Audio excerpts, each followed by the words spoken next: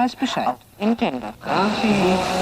Welcome to the most forward-thinking, inspirational podcast on the planet. Prepare to reevaluate everything you've been taught.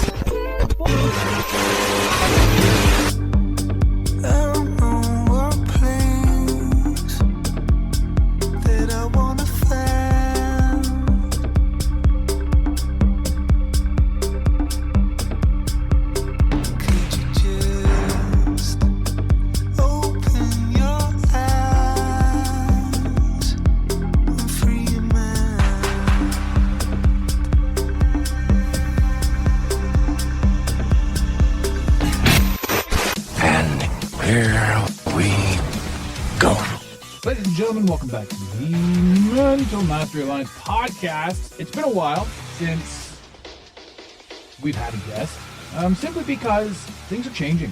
There's a lot going on in this world, in this reality, in this realm. There's a lot going on in my world, in my reality, in my realm. Things I want to do, things I don't want to do, things I want to talk about, things I don't want to talk about. And I'm just basically, it's like I've entered a new room and I'm feeling the energy. So I'm having a lot of fun doing some solos. But today, I have this friend. And some of you have known him. He's been on the show. His name is Randy Spencer. And Randy, I know you're listening, brother, is absolutely in love with this TikToker. I don't necessarily follow the TikTok. I don't have it. I like it. I appreciate it. But if I get stuck on TikTok, that's it. It's over for me. So I stay away from it. But Randy's doing the hunting for me. So Randy Spencer, this episode is all because of you, but what he had done was introduce me to this. I don't know how to explain who she is. You'll have to check her out at the end of the show. Fascinating that she puts herself out there, that she puts this energy on. Her name is Jen Carmody. She's known on TikTok as JK Ultra, and she is on fire right now. Jennifer, welcome to the show. Hi, I'm glad to be here. And thanks to Randy. Yeah, there you go. See, Randy, I said, we'll probably get a shout out for you. So Randy, she's going to send you some love right now. So you said that you were not, you're withstanding from TikTok. I'm off TikTok. That's how I felt. Yeah. That's how I felt originally. I didn't want to get on TikTok. And then one day me and my friends thought it would be like a funny challenge if we all made TikToks. Okay. And then I ended up blowing up from there. So I really thought that I would never, I was so anti-TikTok. Everyone was like, you need to get one. I'm like, what am I going to do on there? Like, seriously. Well, I think the options are shake your ass. Which I think that's kind of been phased out. I don't know if people still do that. Or maybe it's just I don't see it on my algorithm anymore. Oh, it's still there. It's the first thing. Because I don't have an account. Well, I do have an account, but only on one phone that sort of sits back there. Whenever I open the TikTok, it's usually on the web or it's usually something else. So the algorithm immediately jams ass shaking down my throat, which annoys me. It has to decide whether that's the path it wants to take with you. They're like, let's just get it out of the way right from the beginning. Yeah. Are you going to hit like or are you going to scroll? And then we'll be past this. It's true. And how dare they assume, the asses I want to see shaken? I mean, how dare they? Damn TikTok. I think one of the problems that I had with TikTok initially was that I understood the algorithm was created to reward ass shaking. And so North America... kind of like the algorithm of real life. Well, it's true. Yeah. You shake your ass, people are going to look. But in China, the Chinese kids, the algorithm rewards talent, rewards building, rewards science, rewards doing something. And this is what I've heard. So in China, if you're going to be like a biochemist or if you're going to mix something and do something sciencey, the algo is going to hit you up big time. Right? But in the rest of the world, if you shake your ass, you're going to get hit up big time. If you're going to lip sync to Millie B, you're going to get hit up big time. And I thought this is an interesting way to quote unquote weaponize social media. I've definitely heard that theory go around that they say that that's what happens. But I'm not sure if obviously we know everything is censored in China, so obviously they're going to censor any type of mild nudity. Yeah, right. But I feel like, how is that different than Instagram? Where Instagram genuinely rewards nakedness. Oh yeah, and not fat people nakedness either, because if you've got too much skin, the algo's like you're showing too much. But physically, Sure. you're more. There's more of you, so of course you're showing more skin. But they've got a percentage, and I remember the argument with that. And by no means am I saying Instagram is better. Yes, we have a presence on Instagram, but we are throttled back like 90. So Oh yeah.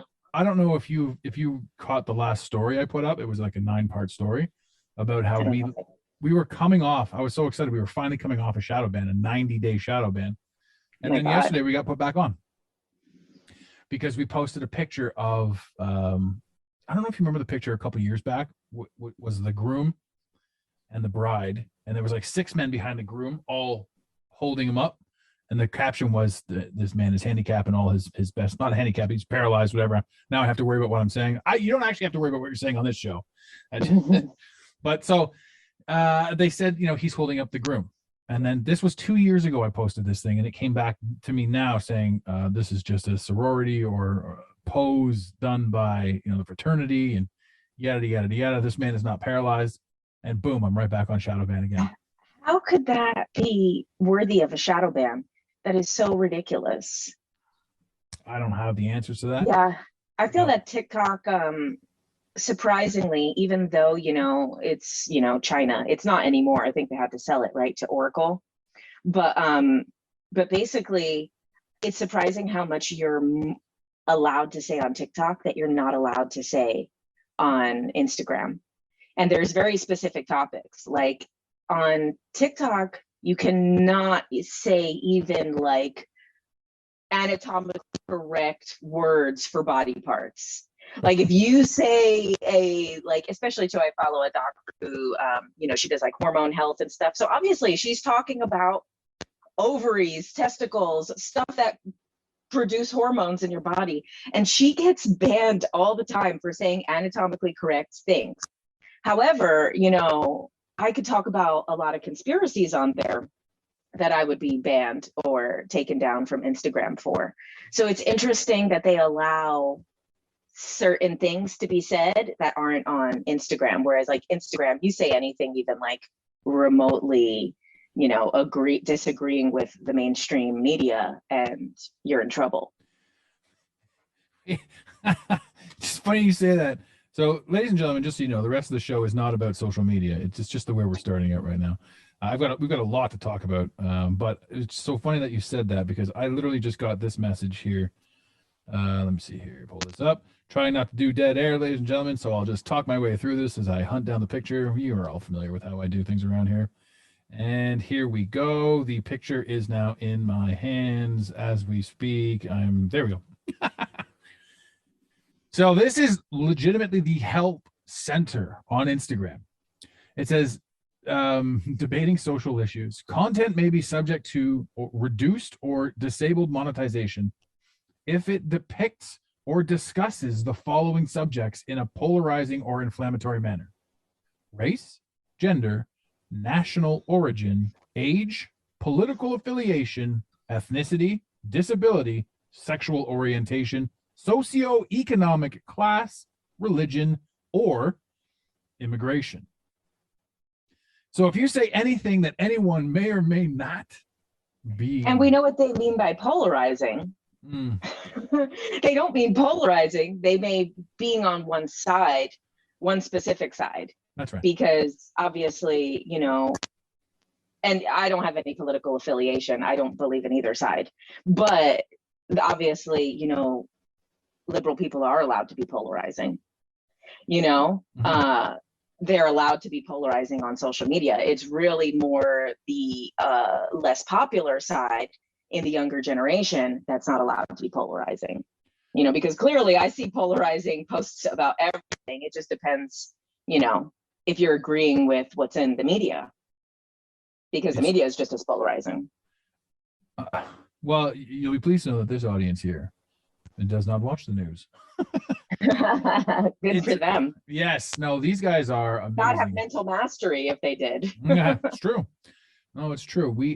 There's so much that we talk about. There's so much that we discuss on all these topics. And the idea, I posted the other day about I remember what the post was, but the comment stuck with me, and she said, "I can't watch the news." Oh yeah, it was the picture of Drake, and he's like, "This is me getting my news from memes because I can't watch the actual news." And a caption I got back was just a lady just replied, "Yeah, I haven't been able to watch the news for years. It's the wrong frequency." And that hit me like a ton of bricks. I was like, wow, because everything is frequency, and it's so true. Like, has the news really changed, or have we stepped into another? It's gotten worse. So it has changed. So it's not just It our has. perception of it. Have you seen Network, Yes. the movie from the 70s? Mm-hmm. That movie really, I think, obviously like depicts the change that happened in the media when it went to sensationalism. And then basically from there, it just got worse and worse and worse and worse and worse. And, you know, 70s was a while ago. So it's on a downward spiral for a while.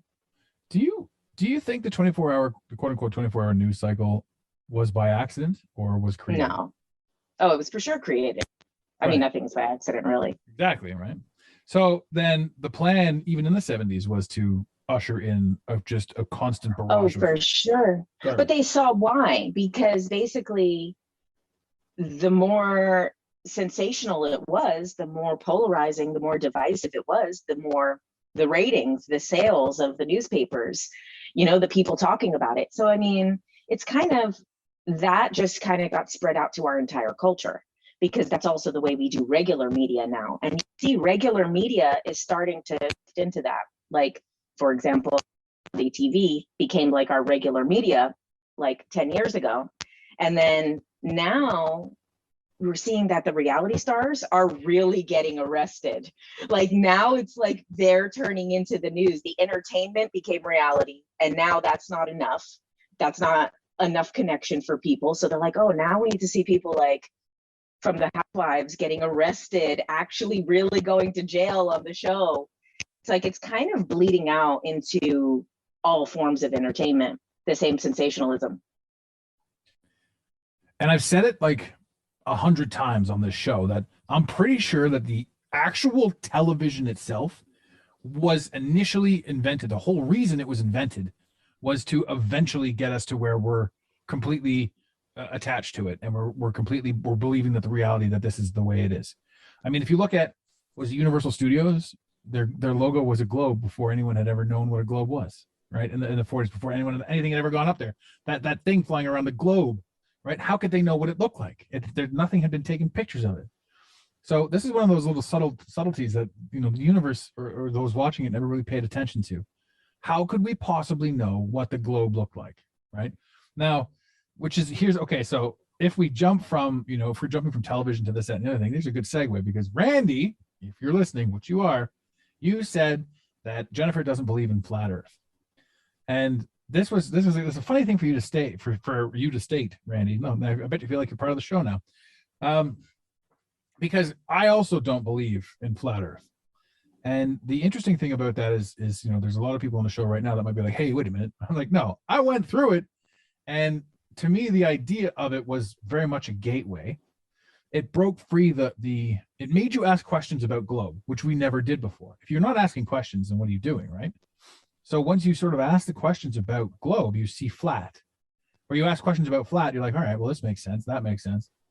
And then the flat doesn't necessarily make sense. So my question to you is, in all of your research and everything that you've done, where do you stand on what you think we're doing here, or where we are, or what this is, or what's the most logical thing to you after everything that you've seen so far?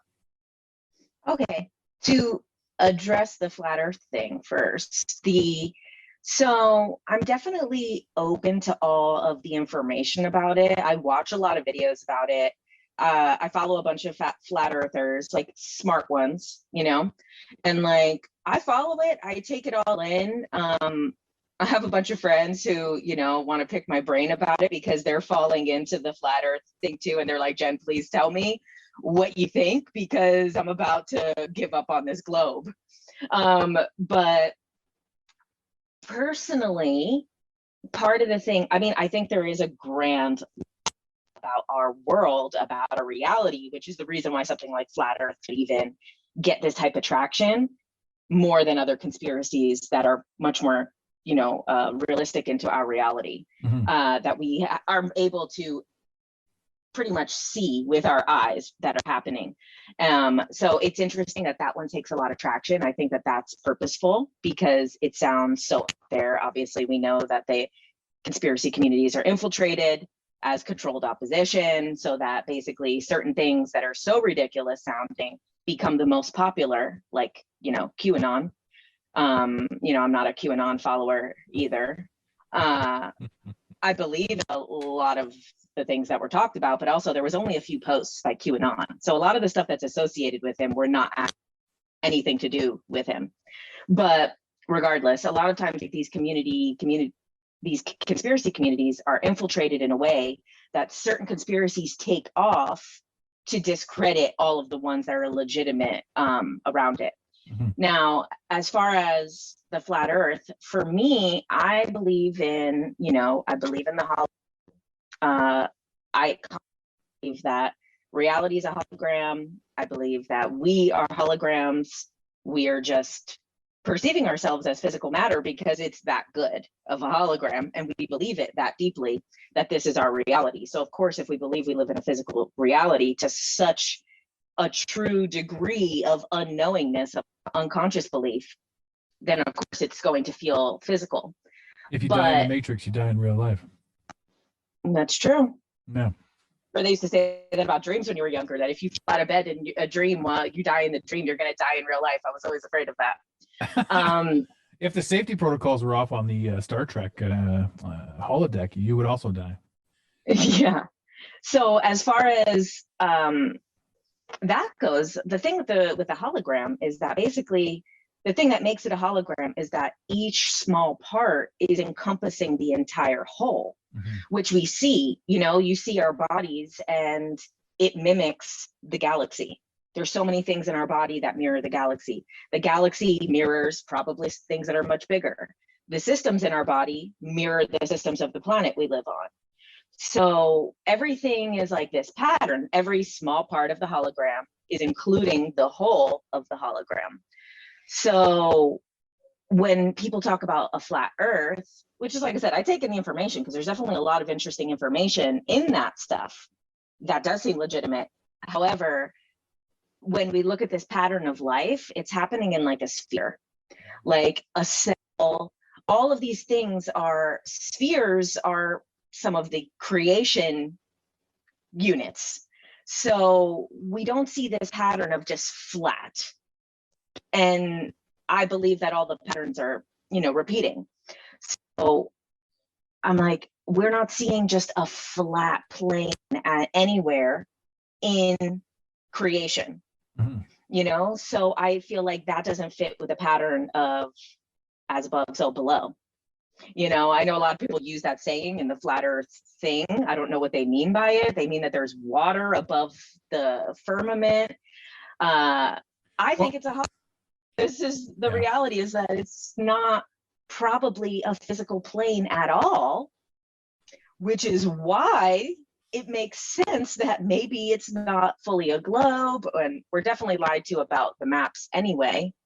We already know that the maps are set in a way that the first world countries appear bigger than they are, and third world countries appear a lot smaller than they are. Yeah, so I would love to see an actual representation of the map, but at the same time, I've gone beyond that. Like, I've gone past that. And I've even said this to anyone that's mathematically inclined or artistically inclined. If you can take the Earth and divide it into the proper time zones. Now, in North America, they're straight. They're legit, right? But when you get over to the other continents as delivered, they start zigzagging. How is it the same exact time in Australia as it is in Germany? Right? Is that the same time frame? Yeah, there's a time zone that does a quick zigzag that drops from, and so you're in Germany, but how could it be? Because technically, top of the globe, bottom of the globe, however you want to say. Now, again, top of the globe, bottom of the globe implies up and down in space, which is our own arrogance and ignorance to say that. So, I mean, the globe itself is, there's not 1 ounce of anything that makes any sense for the globe. You're breaking up big time. You're breaking up big time right now. Yeah, you were breaking up coming. I heard you too. I wonder, is it our connection here? Are you changing something? Because it sounds a little bit better now. No, I'm not. I was just checking my thing, making sure. How are they time zone, but in different seasons? Right? Yeah. It's kind of weird. Yeah.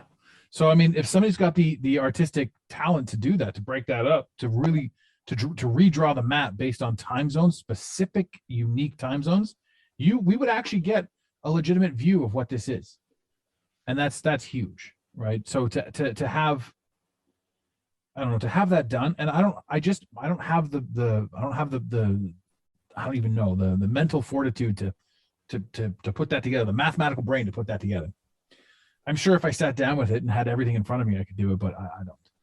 So there's some people on TikTok that do things like that. They're not flat earthers. They're just people who love maps. Yeah. There's a guy called Map Nerd, and he has some crazy good stuff about the maps, but cool. In a very just regular type of way, not in a conspiracy way, but there's definitely interesting stuff that he brings up. Have you used your TikTok clout to reach out to anybody on TikTok to get anything that you were looking for prior to? No, I haven't really explored that yet. Also, I don't really have the type of content that like people want to sponsor, like. Oh, I wasn't saying sponsor. I was saying like reach out to other accounts that maybe at one point you admired. Oh, I mean, I've definitely made a bunch of TikTok friends, but I wasn't on TikTok before I started posting, so I didn't really know.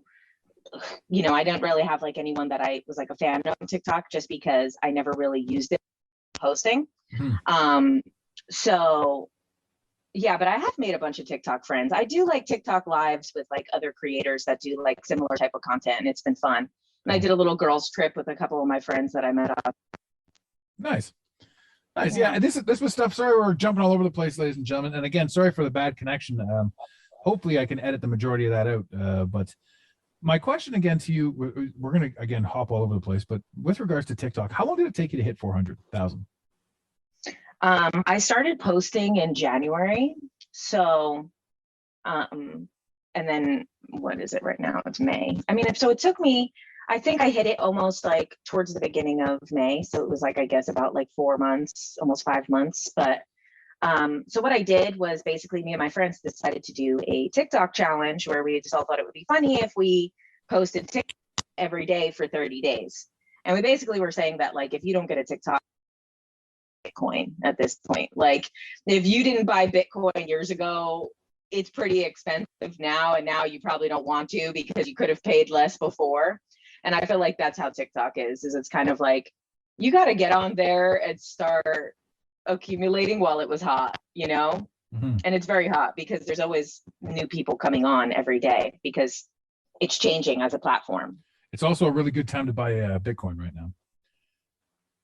As the market's just dipped, I just lost an absolute fortune because I was one of the poor suckers who was involved in the Luna debacle, to say the least, but that's for another topic. But I'm the worst with that stuff. I literally always, I'll buy at a good time, I sell at the worst time. So it's a mess. It's frustrating. Well, I think now's the time, like if you've got a small amount of disposable income with regards to crypto, now's the time to just buy in and hold it for a couple of years. Certain specific coins are going to go up, just natural. So, I mean, but crypto too is one of those things where, you get a lot of crypto heads, like you were talking earlier about QAnon, and you were talking about, all the other, the misinformations and the crossings of the conspiracies. And for me, one of my favorite quotes is by Alan Watts, and it says, use psychedelics much like a telephone. And once you get the message, hang up the phone. And I love that. So there are people who abuse psychedelics. They're constantly on them, right? There are people who microdose, which is really good for you. It helps you realign and readjust almost everything inside your synapses in your brain and how it works. And then there are people who hero dose. And Watts was a big fan of the hero dose, which is 5 grams of mushrooms all to yourself in a pitch black room, and you just ride it out. To me, that sounds insane. But my friend does that, and she did it on the day of the like insurrection or whatever that happened on January 6th when they stormed the Capitol. She had just taken her 5 grams and for some reason put on the news randomly and then had the worst trip ever. Ridiculous. In the dark, thinking about the insurrection. That's stuck in your head now. Yeah, that was a bad idea. But yeah, so QAnon to me is the same follow through. QAnon, and this is one of those things too, because there's a lot of Trump supporters. And at the very beginning, we were a Trump supporter. We the royal we. Of the show. Yeah, I supported. I threw a lot of messages out there, and I still support what he stood for. And what I mean by that is Trump shook the system, right? I'm watching this, and even though, it was between Trump and Hillary, right, at the time, so we don't want Hillary Clinton in there, and Trump wins, and you realize that, this was a guffaw, a snafu, and he's in there, and he's doing all the presidential stuff, and it's all great, it's all fun and games, and I remember saying to myself, he's doing a good job, but like, Donald Trump is the president. Donald Trump, like, it's just funny to say Donald Trump is the president. But what it really did was it shook up the system. It allowed us to understand that it's bullshit. It really pushed the narrative of the presidential position is garbage. It's unnecessary. It's irrelevant. It's a scam. So what Trump did, and QAnon and all that sort of stuff, because everyone's like, Trump is QAnon and blah, blah, blah. QAnon dropped a lot of good hints. And much like psychedelics and much like all that sort of stuff, once you get the message, hang up the phone. You don't need to suck on his every word. You just need to be aware that things aren't what they appear to be, because he hit some truths. He dropped some bombs, Q, and he dropped some bombs, Trump. So what Trump started with aggression and robust, powerful, just boisterous self has been completely followed up with the absolute imbecilic Joe Biden. So what Trump started to show people of how fraudulent this whole network is with that aggression, it has been followed up with how fraudulent this whole network is by blatant and total incompetence. And the funny thing is, nothing's changed. There are still people at the borders. There's still this, there's still that. It's just the media no longer talks It's about actually worse. Yeah. It's actually worse.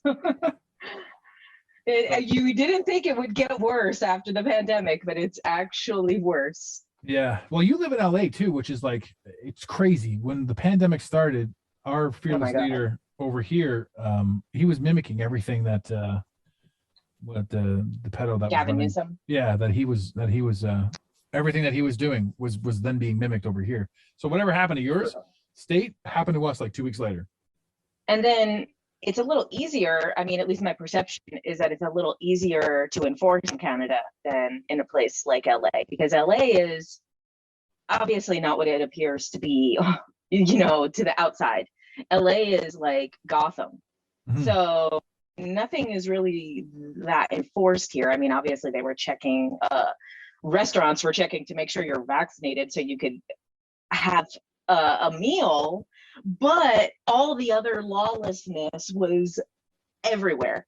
So it's like a lot of the things that they were implementing were bullshit, because obviously only law-abiding citizens are going to listen, and all the rest just continues to get worse and worse. And then basically the streets became like criminal homeless streets because all of the other people were inside their house, and it hasn't fully recovered. So it's different because they mimicked a lot of the things in Canada, but also Canada is not like this debaucherous, disgusting hellmouth, Yeah. So it's and Canadians are super polite too. So we just said, okay. We're like, okay, whatever, we'll deal with it. I wish that more people would have. Honestly, the only people who did anything were the Trump supporters. There is a lot of that also in California. I mean, people think that there's not, but there is. Like most of Southern California, if you go below LA, is all basically, Republican. So there was a lot of, even though they were saying these things in California, it was really only places like LA that were actually following it, LA and San Francisco, because San Diego, all those places, most of them just did what they wanted. You go to Northern California, they didn't even do masks at the time that they said you had to do masks. they just didn't do them. They were like, screw this. This is not even, you know? So it definitely was portrayed one way, but that was also very like, which sucks because then that became the model for other places when it wasn't even working here. No. Did you catch any of the truckers in the Canada capital, Ottawa? I mean, I saw this, I watched. So what's funny about that is basically Trudeau declared war on Canadians with the riot act or whatever he did there, and he was gonna, like, it was getting really, really tense, and then of course we all went to war with Ukraine. Yeah. So that, I mean, the whole narrative shifted like instantly and overnight. All news dropped the cases of COVID and all this. They just didn't give a shit. So Now that people are starting to, you know, post about the war less, all of a sudden people are getting sick again. Yeah, and that's, you know, they're gonna have to reintroduce the fourth wave. But what happened in Ottawa was, this was really cool. So a lot of people that used to make, because my hometown is Ottawa, that's where I came from. And I like how I defined hometown. Just in case anybody didn't know, I added some backstory to where I came from. You're watching the news and talking about how terrible the people are and how the protesters are rioting and they're violent and they're this and they're that. And then you look out the window and they're giving away free food. They've got barbecues on the street. They got bouncy castles set up, right? So that families and there's people are coming to my house, coming to my shop. Feel free to use the washroom, all this sort of stuff. Everybody was unified in peace. And true to form, Trudeau, I don't know if you saw the one where Trudeau, you know, he said, go, the riot act, whatever it was, like, go, emergencies act. And then they started taking people out. Like, this lady got run over by a horse, and you can see her walker. She's on a walker, got knocked over by the horse. The walker gets tossed. Then all the news media was like, people were throwing bicycles at our RCMP horses. Meanwhile, this was what they were talking about. They were talking about this. The horse got tripped up on the walker that he basically tried to kill the woman with. Right? Oh my God. So that woke up Ottawa. When the normies were looking at this stuff and they were watching, I say normies and I don't mean derogatory, I mean the people that hadn't yet, you know, seen certain things. They're watching the news. No joke. Here's the TV. There's the window. They look outside. They're like, this ain't what that is. Right. And it was absolutely crazy. So it's no surprise whatsoever that, you know, that you're that what you're saying. You know, what blows my mind too is a friend of mine, Tommy G, he did this whole rant on Gavin Newsom, and he pulls up Newsom on either his Twitter or his Facebook, whatever. He had this picture on his thing where, like, in the very faint in the background, this guy, he's got the finger up, but he had it curled down, and then he had it digitally edited, so it was the boy love triangle, his finger, right? And so that was the whole Newsom thing. Like, Newsom's like, why would that be in there? Like, you know, I don't even know what happened to Gavin Newsom, because he was everywhere for a million years, and then they all just disappeared, right? And the Fauci disappeared, Newsom disappeared, and then there's some new guy running New York, and he's a crazy person and nobody's really paying attention to anything right now, because no one's paying attention.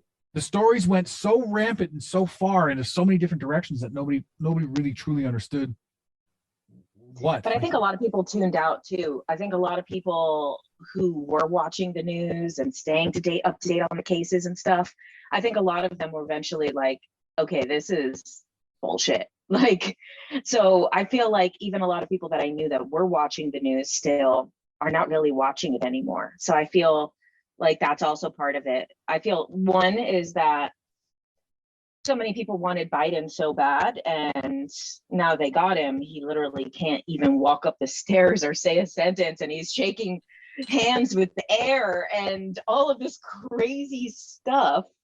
And obviously they don't want to acknowledge that this is the person that they all really wanted in office. Is that true? Because is that actually true? Did people want Biden in office?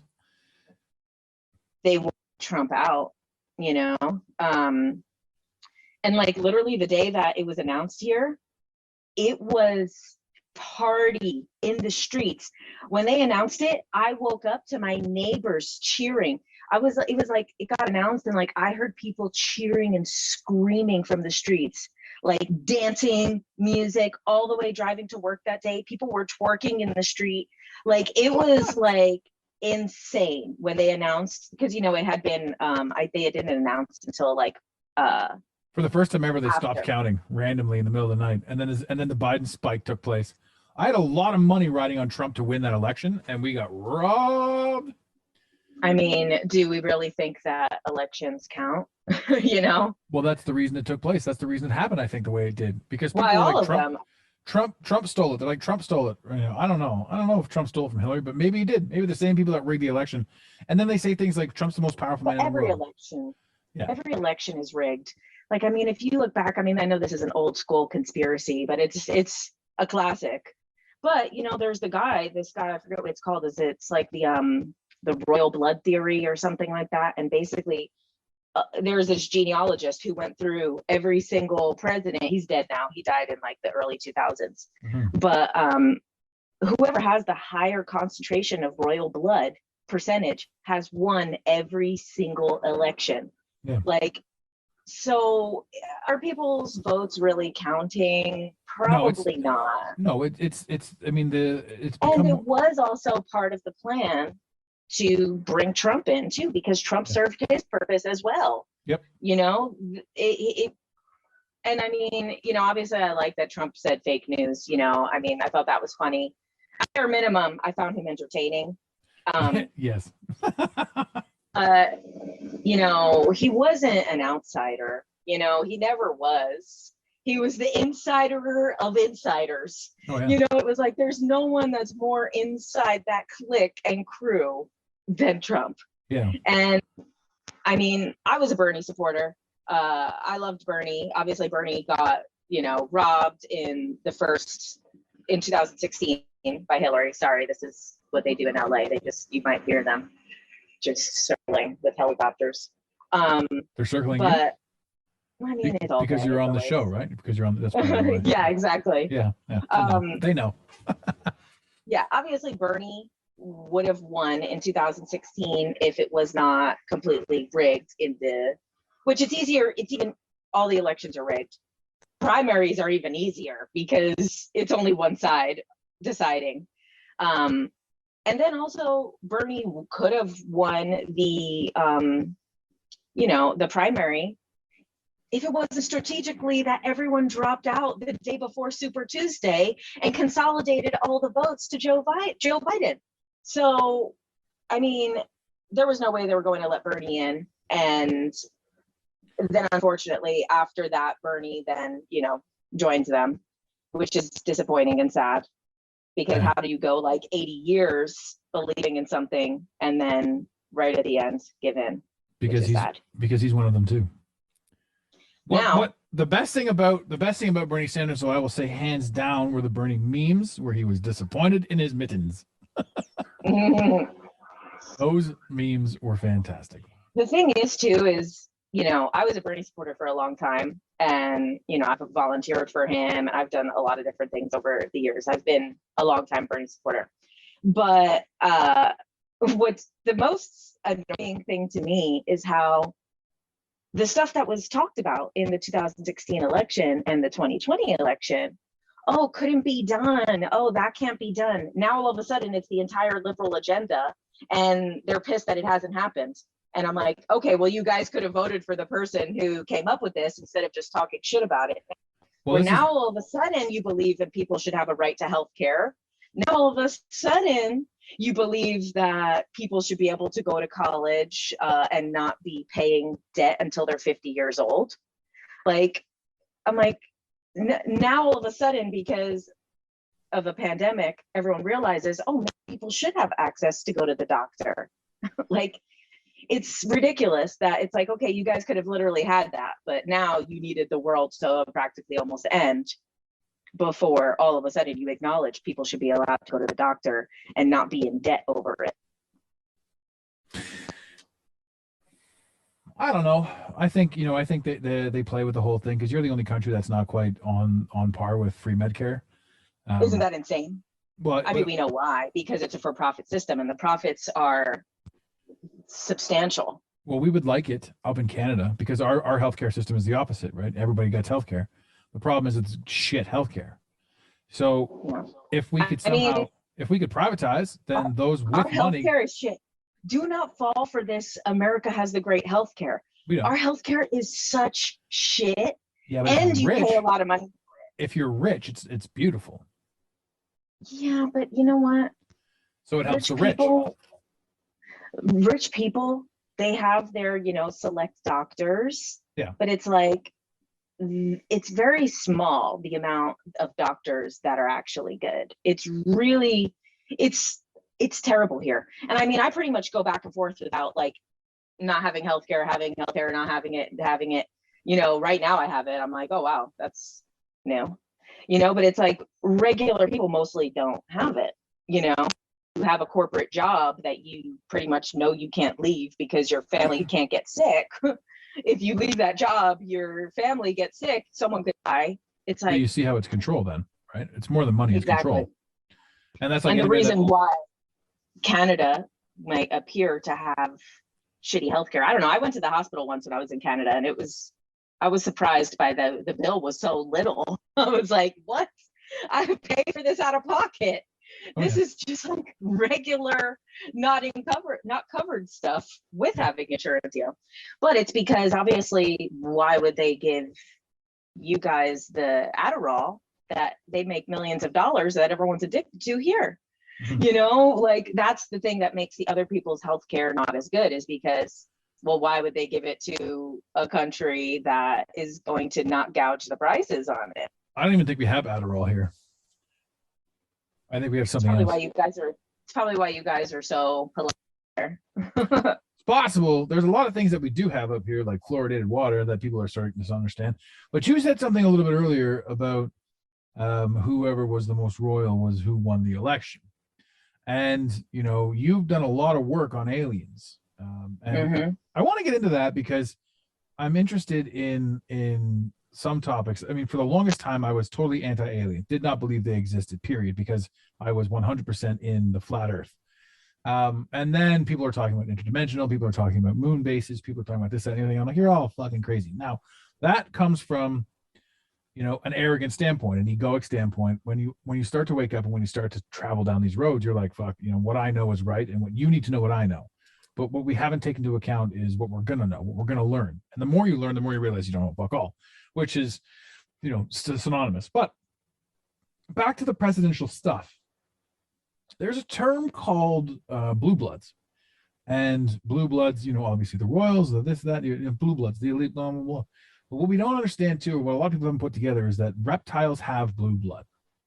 And, the blue bloods, and we say these things like openly, and shapeshifters, all that sort of stuff. We say these things openly, and we don't even understand what we're saying half the time.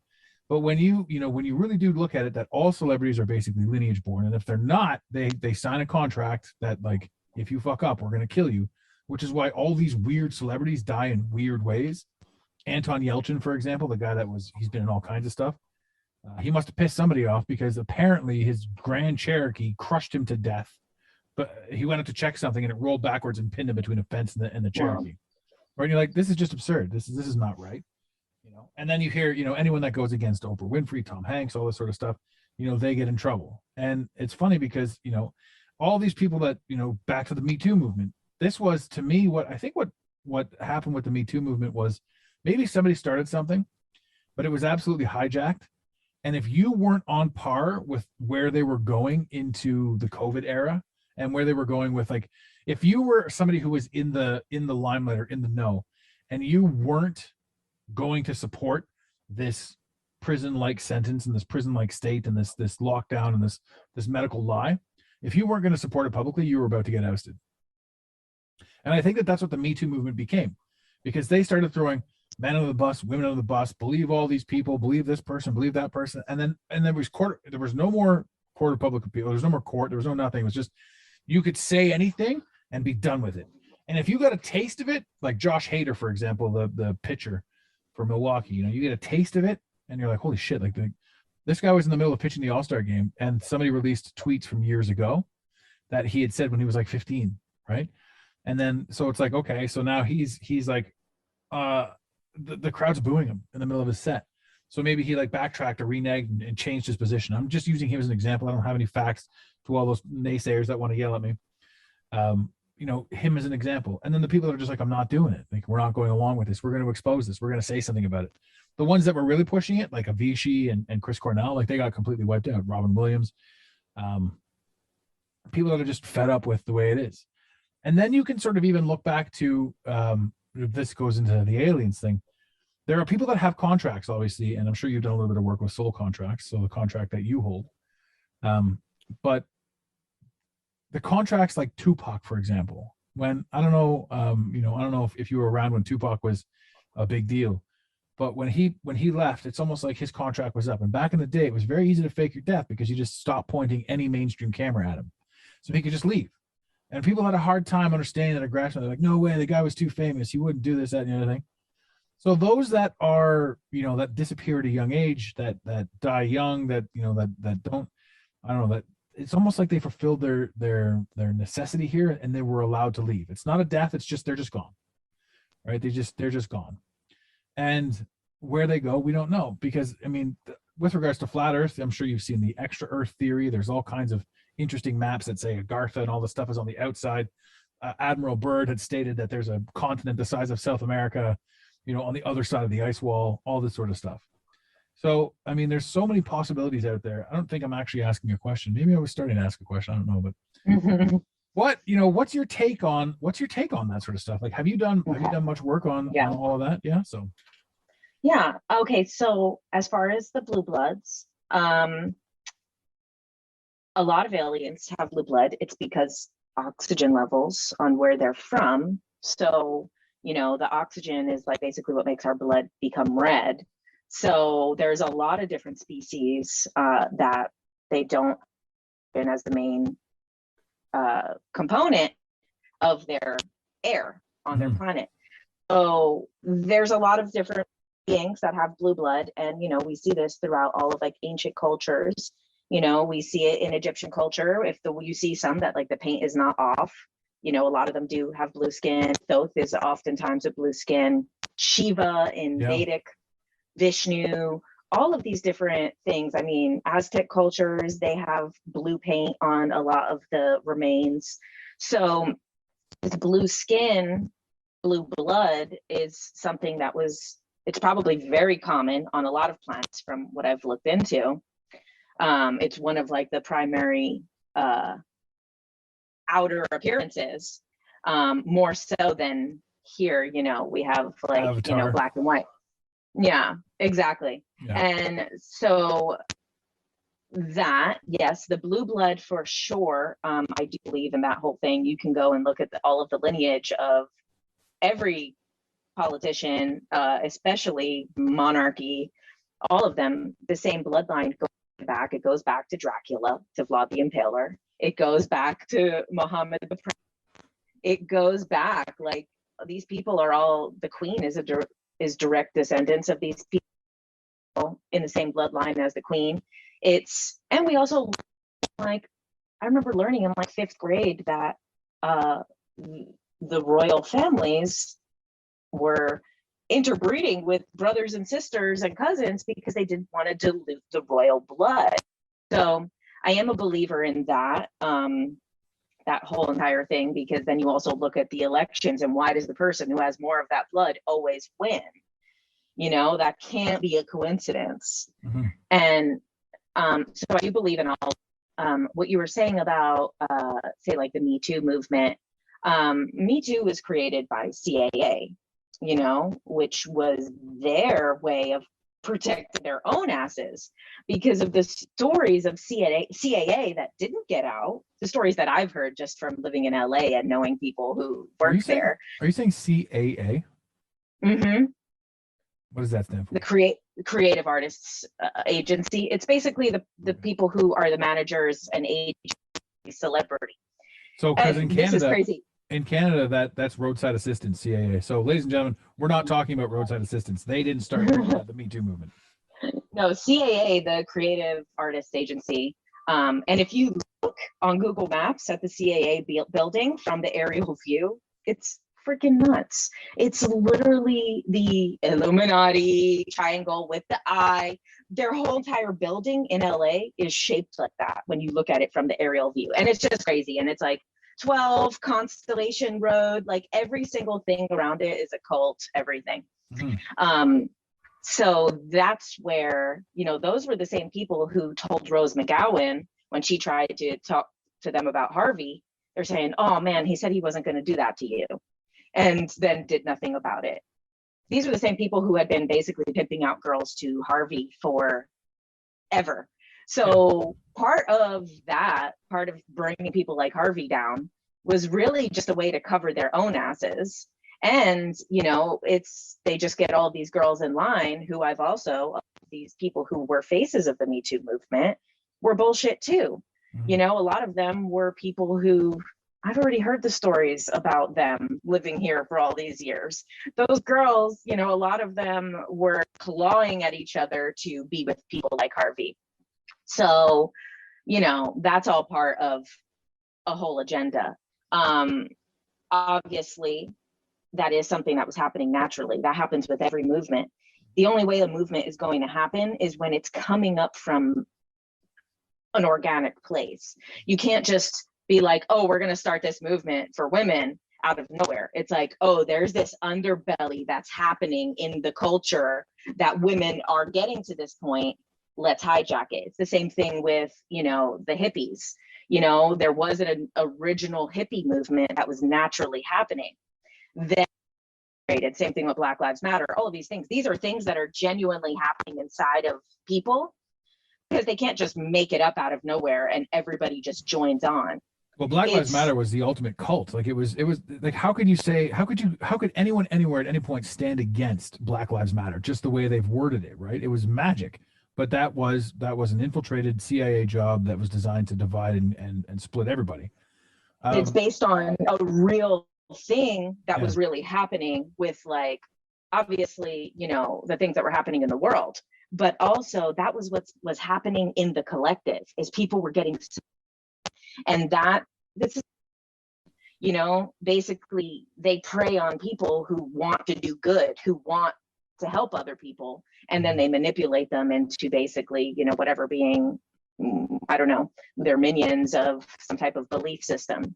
But all of these movements are happening organically as a natural flow of humanity, and then they just infiltrate it in key parts with key people, key figures, the public, and then they just hijack those whole things. I don't think that, like, the Me Too was kind of like an orchestrated thing to prepare for the pandemic. I think it was something that was naturally happening in women, because women are sick of men. Like, it's already, we're sick. And it's especially too, like, my generation, I feel like we're, you know, I'm in my early 30s. So, like, I feel like this was also because of my generation a lot, kind of growing up in a time where there wasn't as many gender roles, but still having this, like, weird thing that we needed to, like, abide to. So I think it was something that was naturally happening inside of women collectively. They were sick of it already, and then they just feed on those natural waves that happen. And as far as the celebrity thing, I obviously do, you know, I do get into the celebrity conspiracies. I don't believe a lot of them. I don't know how I feel about Tupac being alive. I've seen different things over the years. I've never really, it's kind of like the Avril Lavigne clone thing to me. Like, why would anyone clone Avril Lavigne songs that sucked? Like, Britney Spears being the clone is a lot more logical. She makes billions of dollars for people. Avril Lavigne is so irrelevant. And I've talked about it with people, and they're like, yeah, but she's really big in Japan. And I'm like, okay, well, anyone could be big in Japan. They could just get another Avril Lavigne. Like, it's not Michael Jackson. It's not Beyonce. So so I feel like sometimes the celebrity conspiracies, I think they're all very fun. But I don't believe in a lot of them. I do believe, obviously, that there is, like you said, people are born into or in. And I've heard, obviously, living in LA for a long time, I've heard a lot of different people's stories of people who were offered things and didn't want to do stuff and never had any success. Basically, the success that they had stopped instantly. And I know so many people like, oh, I mean, I had this crazy record deal, and then they wanted me to do some stuff and I didn't. And that was it. They completely just trashed my whole record and never released it. So, I've heard a lot of people say that over the years. So I do believe in those initiations. Yeah. And I do believe they're filmed, and I believe that it's all documented in a way that keeps everyone in line. As far as the celebrity deaths, I think some are natural, obviously, but I do think are, they've served their purpose. And what you were soul contracts. I think that the soul contracts, I'm a big believer in, and I also assign to the belief that what I've seen in a lot of different things to do with regression between lives, where basically a lot of times they say you select at least 3 exits before you're born. Mm-hmm. So before you're born, you select your life, you pick your family, you pick all of these things that you're going to experience in this hologram, in this game, in this school of Earth. And I am a big believer that you also, because I've seen it in multiple places, you select at least 3 days that you could possibly die. And when those days come, there's a part of your soul that is unaware to your conscious mind that basically decides, are we on our mission? Are we doing the path?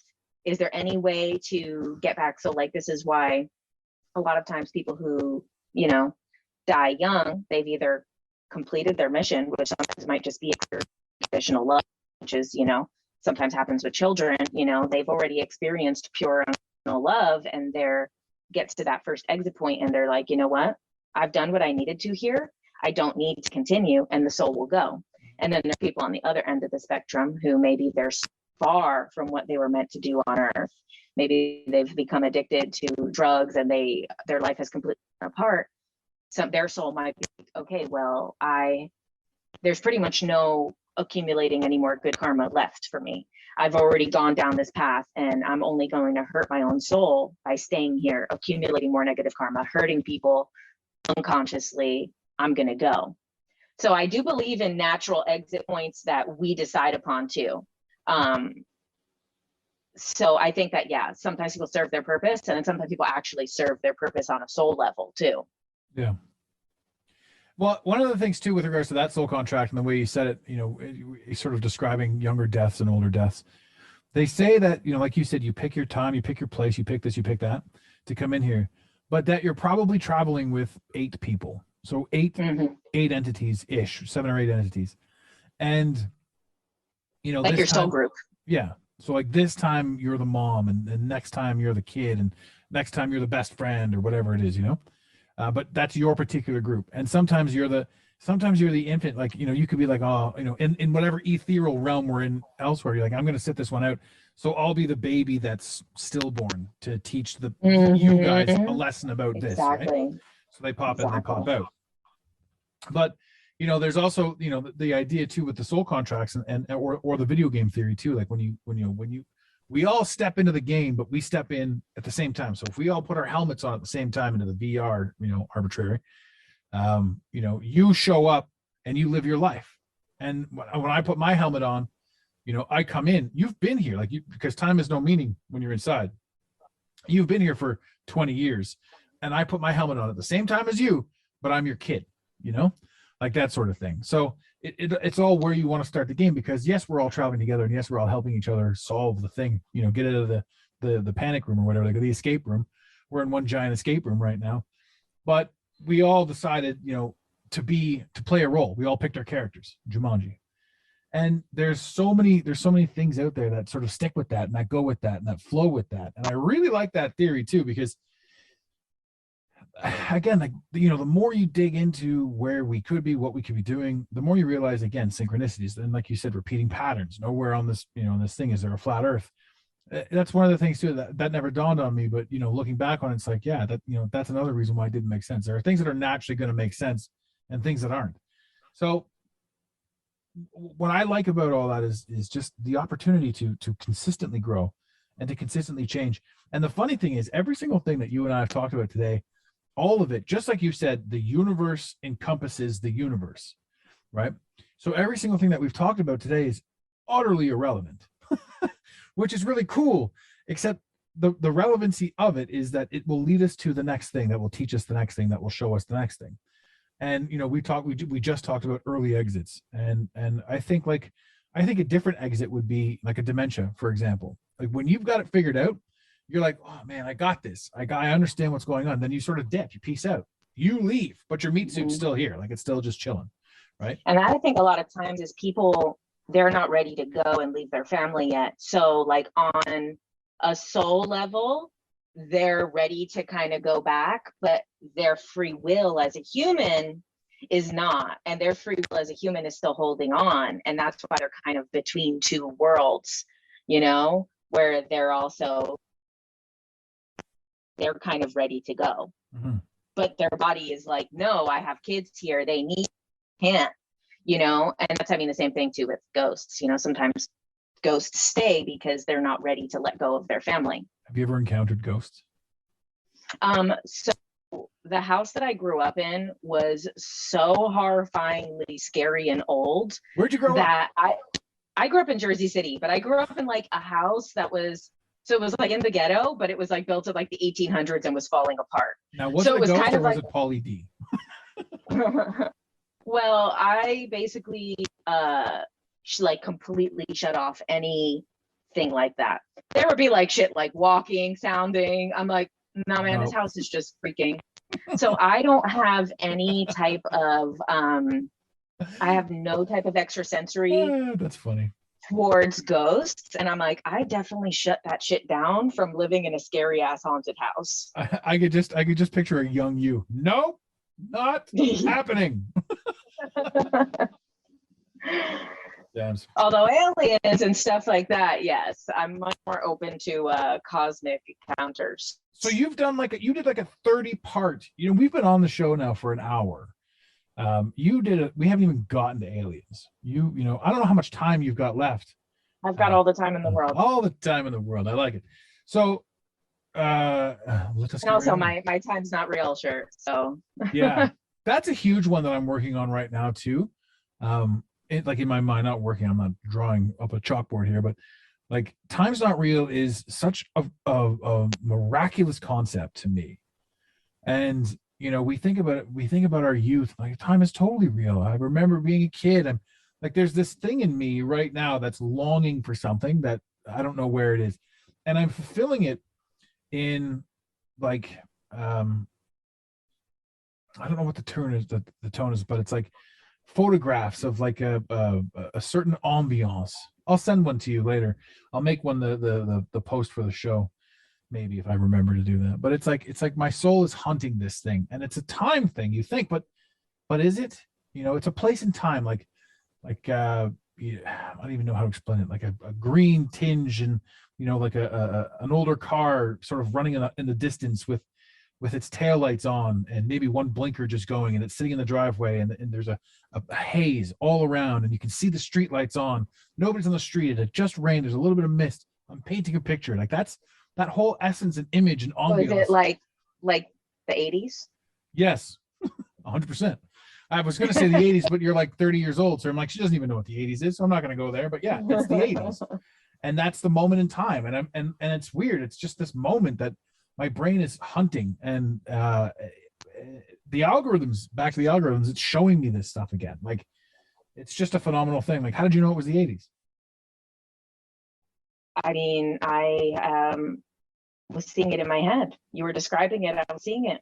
Oh, perfect. That's perfect. That was descriptive. I'm good at figuring things out. I mean, man.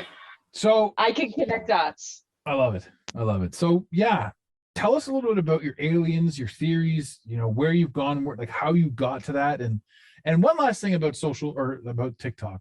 What made you, out of all your girlfriends, decide that you're going to start talking crazy stuff? Because everybody thinks you're crazy until you start talking about it and it starts making sense. So no one actually thinks I'm crazy. That's perfect. Yeah. You know what? As far as that, I have always been that person that has always been into this stuff. It's not like I recently got into it in the last years because it's been in like the collective. I was that person like in the 4th grade, like trying to be like, can I read my journal entry in front of class? And it's about meeting aliens, you know, like I literally, ever since my whole family had an alien, UFO encounter when I was younger. So in like 1993, we pretty much, there was like, I think like 7 of us there. So that's always been, since I was 5 years old, a part of my life. So young you instantly shuts down ghosts. Nope. But the aliens, they're a thing. It's different. I love the aliens. Ghosts, no. But that's also too, I mean, when it comes to the soul stuff, I don't know if, not too much circling back to what we were talking about, but with these soul contracts and soul groups, I don't know if you're a believer of this other phenomenon that people talk about with being like star seeds or 3 waves of volunteers or indigo children. I love that We're basically, there was this structure for almost ever on Earth where you would go in with the soul family and you were a part of your group.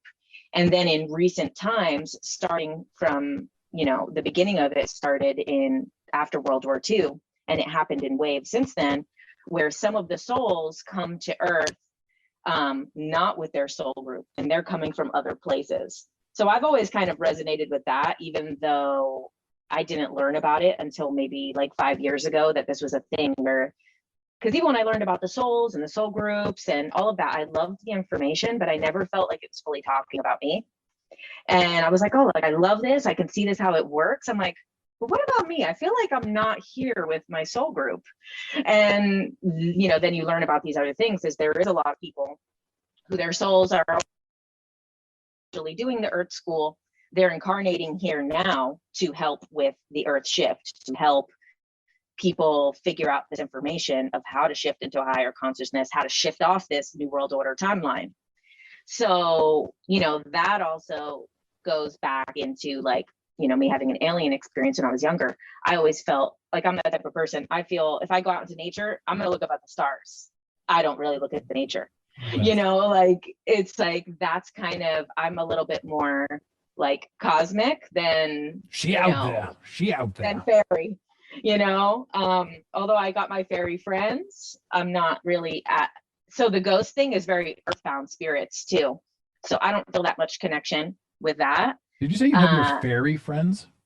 Oh yeah, I have a lot of fairy friends. Have you seen the movie with Will Smith, something Bright? Maybe it was just Bright, where he's the cop and he's working with an ogre?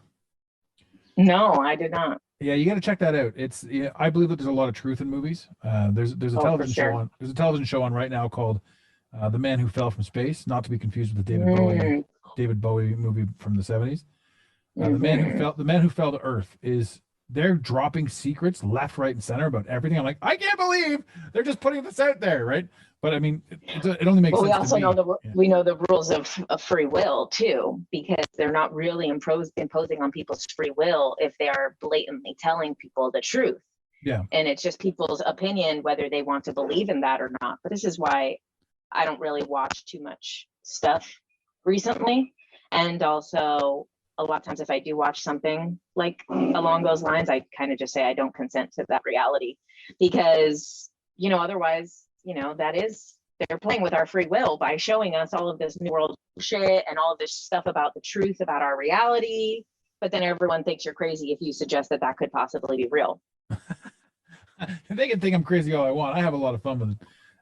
But yeah, so Bright, I think it was Bright. I mean, I'll take another look at that, but that's one you should definitely check out with regards to fairy friends, because those people they're so simple, they're so little, they're so beautiful, they're so magic, these fairies, and they often don't even know who or what essence they truly are.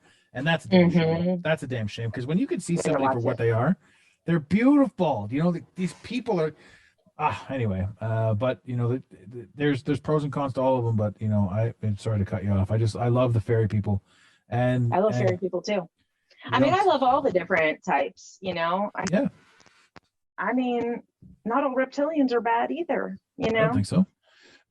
I've talked about this one too. There's a covenant, and it like you said, it deems that we have to tell you the truth. And the covenant is, when you quote unquote get an elite and ask them specific questions, they will give you specific answers. I think it was Dale Carnegie, Interview with the Devil. That book, or is it Interview or whatever? But that is it Outwitting the Devil? Outwitting the Devil, yeah. Napoleon Hill, yeah. How so close? Dale Carnegie was his mentor anyway. That's the one who he was also channeling. He channels him in the beginning of that book. Yeah, so that's probably why I get them always confused, forever confused. But that is Outwitting the Devil is an interview with an elite, and that's one of them. There's another one. I've got another one. Well, the Outwitting the Devil too, right? It's that he channels the entity that is considered the devil, right? Well, the devil's not a person that's being interviewed. It's kind of like he's channeling the energy of it. Right, but it's quote unquote an interview with an elite. So as he's channeling and as he's saying, like, what he's doing is he's talking to the person that's being channeled. The person that was actually doing the interview with was an elite, was somebody who had certain answers and certain proclivities. He was the one that was talking about smoking. He was talking about drinking. He was talking about the education system and the division of the parental unit and all that sort of stuff and how they can get into people's minds. The other one I'm going to send you a link to, and I'll also even hot link it in this. I've done it before, but I'll hot link it in the show notes. I'm going to make a note of that right now. And it's an interview with an elite, and they tell you all of these things. And there's this plan, this 12-step plan laid out, the whole 9 yards. And it's fascinating because when you say they're not all bad, it's 100% true. In this Covenant article, the guy says, we don't want to be here. We don't want to do these terrible things, but we're doing them to wake you up.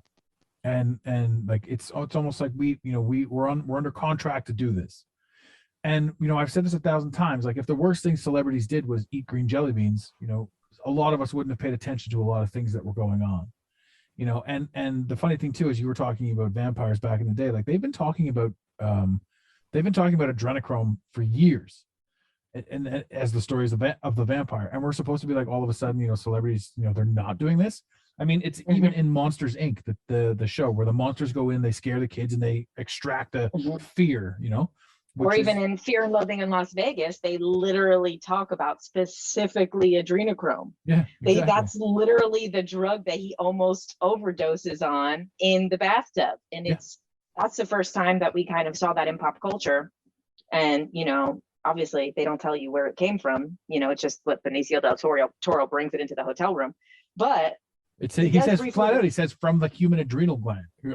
Exactly. This stuff is pure. One drop will do you. One of my favorite movies. Hunter S. Thompson was an absolutely fascinating individual who was sharing a lot of truths with a lot of people. But at the same time, when you look into his stuff, it's kind of fucking horrifying now. Yes. I've looked into a lot of his things recently. And I'm like, wow, we were all just reading this stuff. Like, this was so cool. And it's like, there's literally, he's talking about in West Palm Beach that they freaking take young girls and give them as Christmas presents to elite people, and that everyone in the town knows what's happening. And it's like, there are so many things, and the stuff about him like doing snuff films. And it's like, I'm just like, obviously there's been a lot of change, which is like what we were talking about before, is like there's natural things that are happening in the collective, like the Me Too movement, Black Lives Matter. And now it's happening like of this moral thing of what the people we've been looking up to are doing, and it's like now it's getting taken as cancel culture, but there is something real inside of people that are like, wait, how did I used to think this guy was cool? And now I'm freaking reading Hunter S. Thompson, and he literally sounds like a freaking pedophile that drinks kids' blood with a bunch of rich people. Yeah. Well, he was one of them. He was it. I mean, they just told his story because he was crazy. And Hunter S. Thompson is crazy. And then what do? They they take the man who played Hunter S. Thompson numerous times, Johnny Depp, like this guy, the ultimate, I guess, distraction is Amber Heard and Johnny Depp. Like we see nothing of Ghislaine Maxwell, which again, we were tying that to the distraction. Like the Me Too movement was also set up as a distraction to be like, we're going to unleash some of this stuff in hopes that the kids in Epstein Island doesn't get out.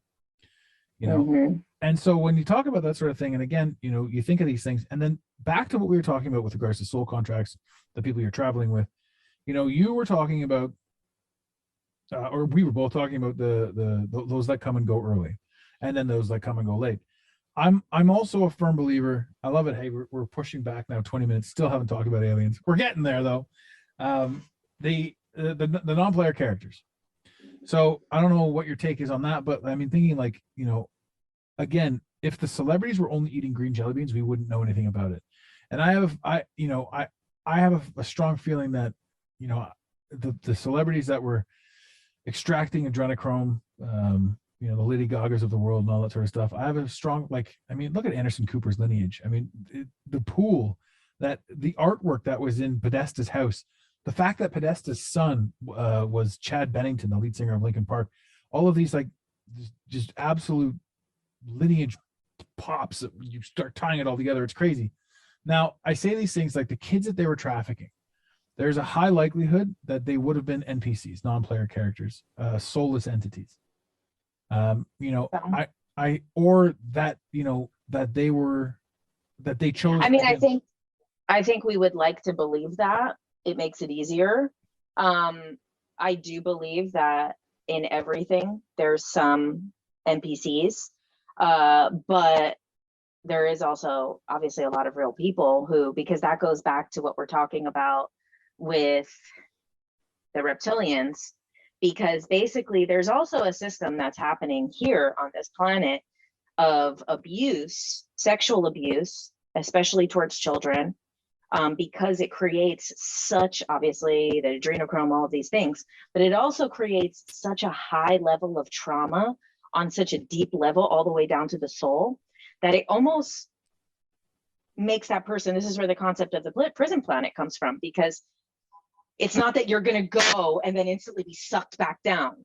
It's that now, because of that sexual trauma, you cannot move on with your soul's ascension. You need to come back to earth and heal that trauma and heal that karma with those people who did that. So basically what that is that's this cycle of keeping these same souls recycling on this planet, because basically with that level of trauma, only recently in the last probably 10 years have we even came up with available methods for people to overcome sexual trauma and abuse. Before it was just like you just dealt with it and you died, and then you probably reincarnated and it probably happens again and you dealt with it again and you died again. But now it's like, when you can heal those patterns on your soul, I think that's part of it. Is, yeah, there's a lot of stuff with the kids, but it's also those people's souls are incarnate. They're trying to overcome some type of thing that needs to be healed, that wasn't even their own fault. And, that's how they keep these certain souls coming back to earth, who probably, if stuff like that didn't happen, would have ascended past the earth school and not been here anymore.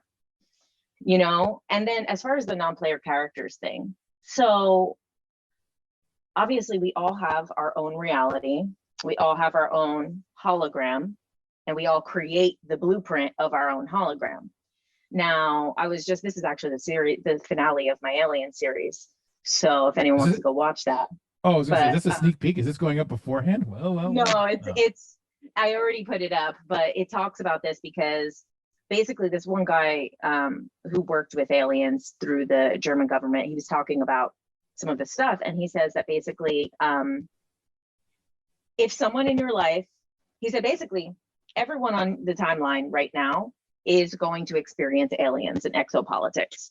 If someone by their soul's free will has chosen that they don't want to be on a timeline that has exopolitics and aliens and all of that, they don't have to, because that's their free will. However, they're not on the same timeline as you. So those people can still appear in your timeline, but they're going to appear differently because the main player is not perceiving the same timeline. So he said that sometimes you'll see that someone in your life will so drastically change. They'll kind of look different, they'll act different, maybe they move, they change something. They just are a completely different person than what they were 3 or 4 years ago, which has happened to a lot of people. That's me right now. He says that those are indicators that, to the other people in your life, those are indicators that that person is no longer on the same timeline as you. And now they are just serving the purpose as a symbolic reflection of something from your hologram.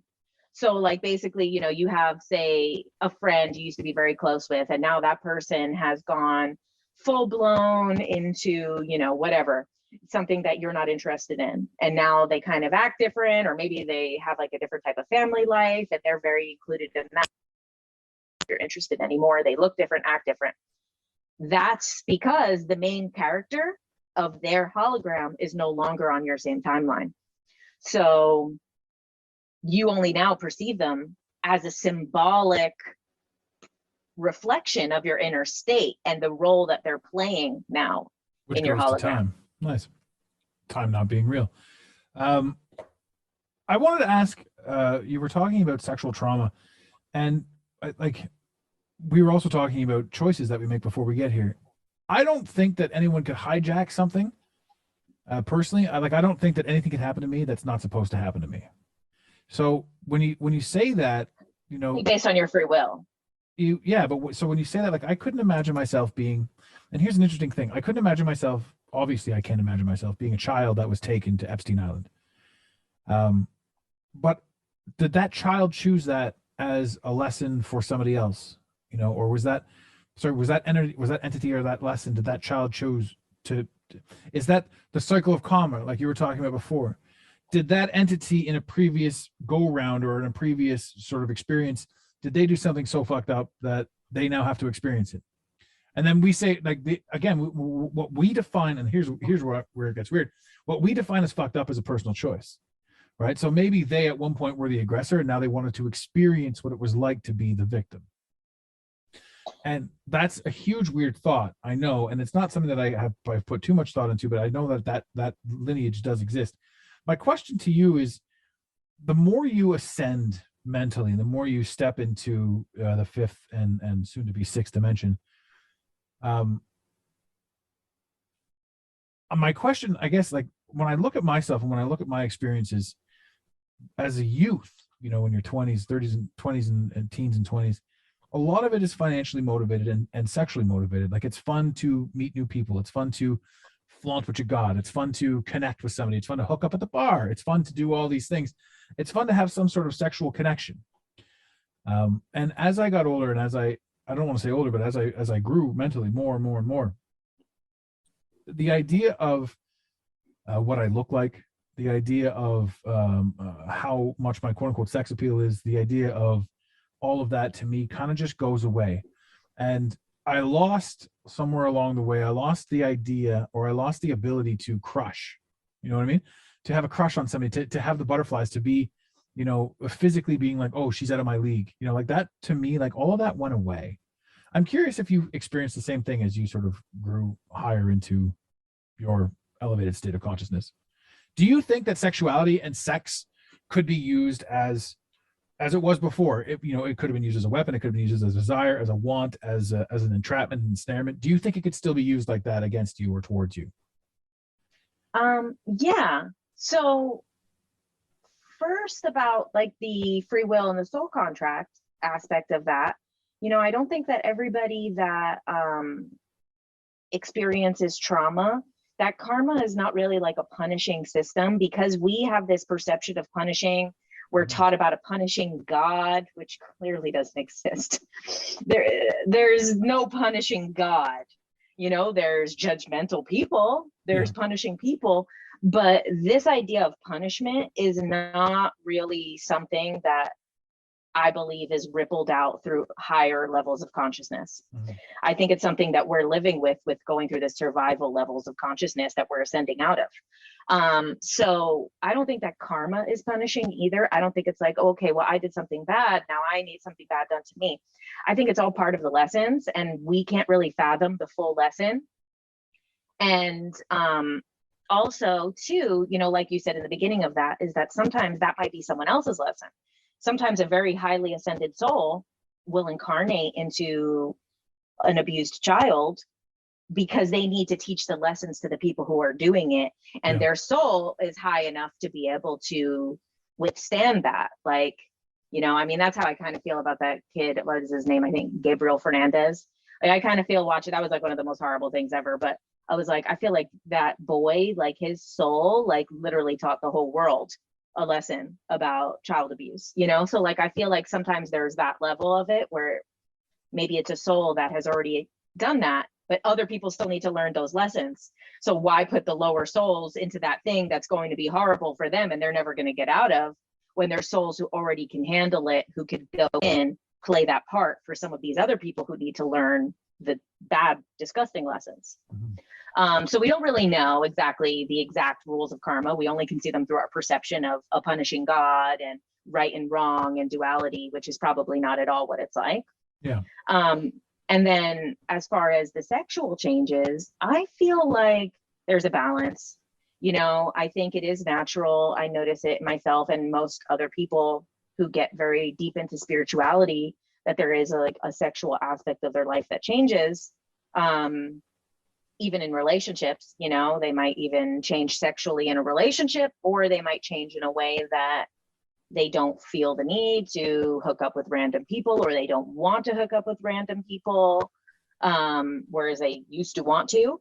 I think that's natural, but I also think that it's like missing something. I think that there still needs to be like a collective healing around sex, because obviously it's a collective trauma.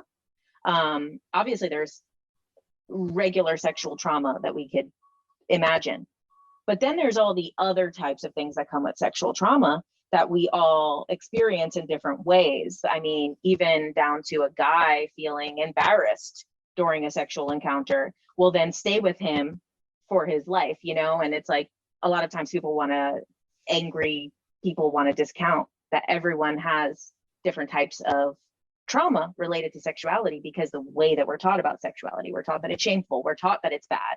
And then I think that there's an evolved level of spirituality that does involve sexuality in a healthy, good way. But I think that as a collective of spiritually ascending people, we're still figuring it out. Mm-hmm. Yeah, I mean, if you look at again the us versus them. When I say us versus them, you know, I've gotten to a point in my journey where I believe that every single thing that they speak of is something that I chose to be in my path to give me the lessons that I needed to learn. So I'm not even upset about any of that, because it's just something for me to focus on, some sort of way for me to overcome a sense of duality, a sense of purpose. But when I look at things like they weaponize porn. Every man on the planet, 90% of men on the planet think they have a small penis. And they hold that shame energy, like you were just talking about. They hold that shame energy because everyone in porn has a 9-inch dick, right? So all the men are like, I'm insecure. And then all the women are like, if it ain't rough, it ain't sex. Like this is in you know, all the lyrics. And the women are extremely insecure too from it. It's like literally, there's really doesn't seem like there's much positive benefit from porn. No. You know? And here's the other crazy thing. Like when I was a kid, like if you got, you know, anybody that's like, you know, 35, 40 would understand what squiggly porn is, right? If you were lucky enough to get squiggly porn as a 10 or 11-year-old boy, you're like, oh shit, the life is over, right? Like what, you would go to like the Spice Channel and it would kind of through on the channel. Yeah, I don't know. This is way back before things went just blue. Like we had channels that like pay-per-view back in the day was just a jumble, right? So squiggly porn. You're like, I see a titty, you know? And this is the kind of small stuff, because like kids aren't, again, like you said, shame. We're not taught this stuff. And this is my generation. Like, I mean, if you had a Playboy, if you found your uncle's Playboys, your dad's Playboys, you'd fuck, holy shit. You know, you'd show it to your buddies and all that stuff. And like, that was a funny thing. Like it was a thing. It was just this mystery, this thing. And it's been like, sexuality has been hyper weaponized for so long when you really think about it. I mean, if you trail it right back to like, why do you have to wear a shirt, but it's okay for me not to, you know? Like, why did that become a thing? Well, you know, and everyone's got their answer. Oh, because it's this, because it's that. It's not. It's your breast is designed to feed a child, right? It doesn't need to be sexualized, but it is. So we live in a world where the shame of sexuality is so ingrained in us from birth. Like Adam and Eve walked around the Garden of Eden naked until she ate the apple, and then they put the leaves on, right? So now they're in shame. It's a shame mode thing. It's interesting. But kids today, like you said, you're in your early 30s. Kids today, like your generation, you had porn on your cell phones from 11 years old, like straight porn, free to everybody, you know? When I was 11 years old, we didn't have videos on our cell phones, but yeah, that's true. But kids younger than you, but the kids now have access to porn at a very young age. Yes, and an interesting thing about that is some of my girlfriends who are like, yeah, the younger generation is really weird. Like some of my girlfriends who are your age, I think I'm only like 9 or 10 years older than you. They're like the guys, like the 25-year-old guys right now are impotent because they can't satiate what they've seen their whole sexual lives with another entity, with another individual. It's gone so far, right? That they like porn is just so much weirder and weirder and weirder. You keep going down these porn rabbit holes, and nobody realizes that porn's been so heavily weaponized to do that to you, to break that unity. So and the edging, it's these guys are all, and it's not just younger guys, it's all ages, but like they're doing the edging with porn.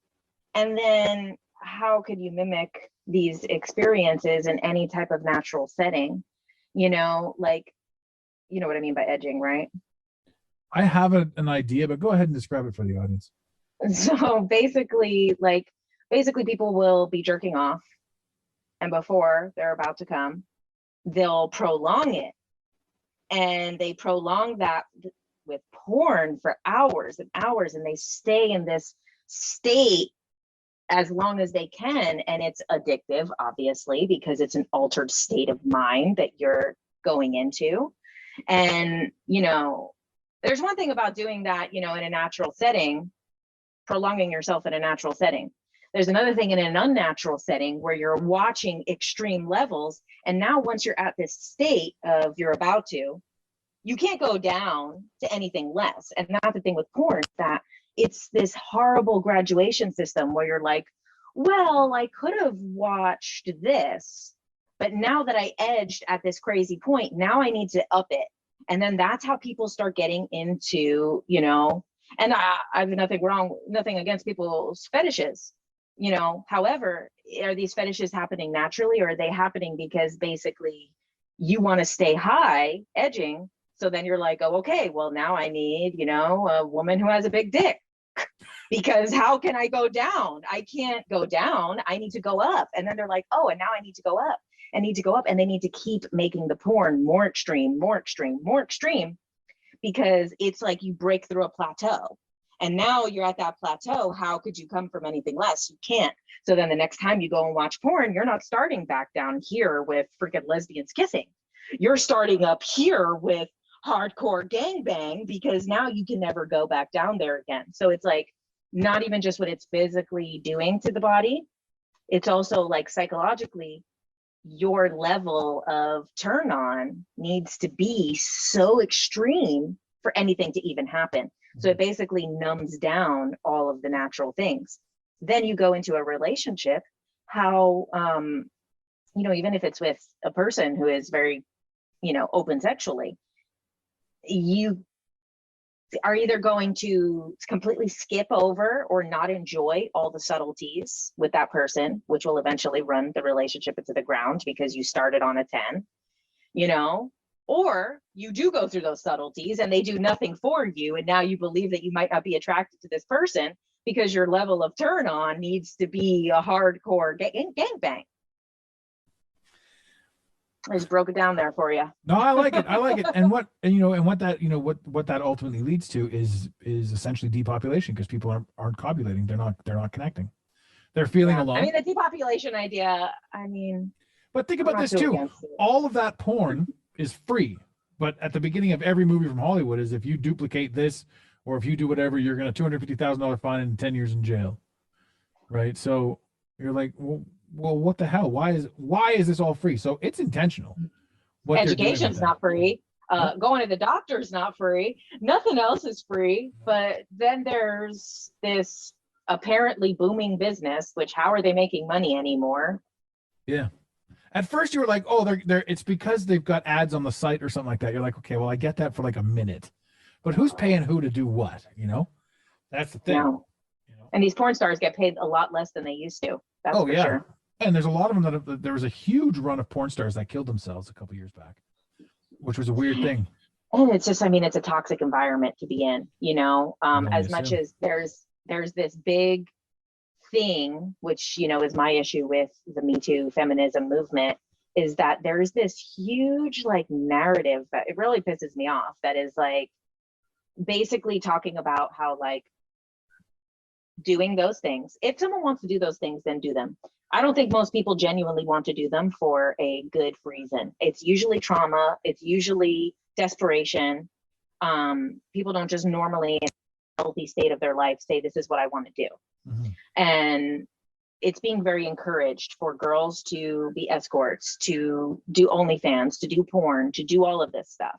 And they're acting like this is some form of feminism and forgetting that that's what women had the whole time. It goes all the way back to the Bible. There's been prostitution for all of time. And never is the prostitute the one that is in charge. As much as you might convince yourself, it's the person who has the money that is. And I just hate that there's like this wave of feminism that is very, I think obviously anyone who's a sex worker deserves the same amount of respect as any other type of person. Of course. That part of it I agree with.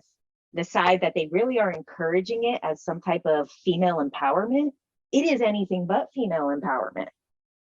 Just because you're making the money and your pimp is a website, like the pimp is still getting his cut. Well played. Never even thought about that. Yeah, they're getting the 33% or whatever it is. Yeah, the pimp still gets their cut. How is this truly evolution? And I just think it all still is the war on women, you know, that has never ended, but it's just gotten way more clever. Well, the war on women, to me, the way you said that's a divisional thing, because that means that somebody's attacking women, and it's not men, because there's a war on men too. So again, it becomes it's on society. It then becomes but us on versus womanhood, on femininity, on those things. That's what there's a war on also women coming into their identity, because women are the ones coming into their identity more so recently. Well, there's a war on men. Slower.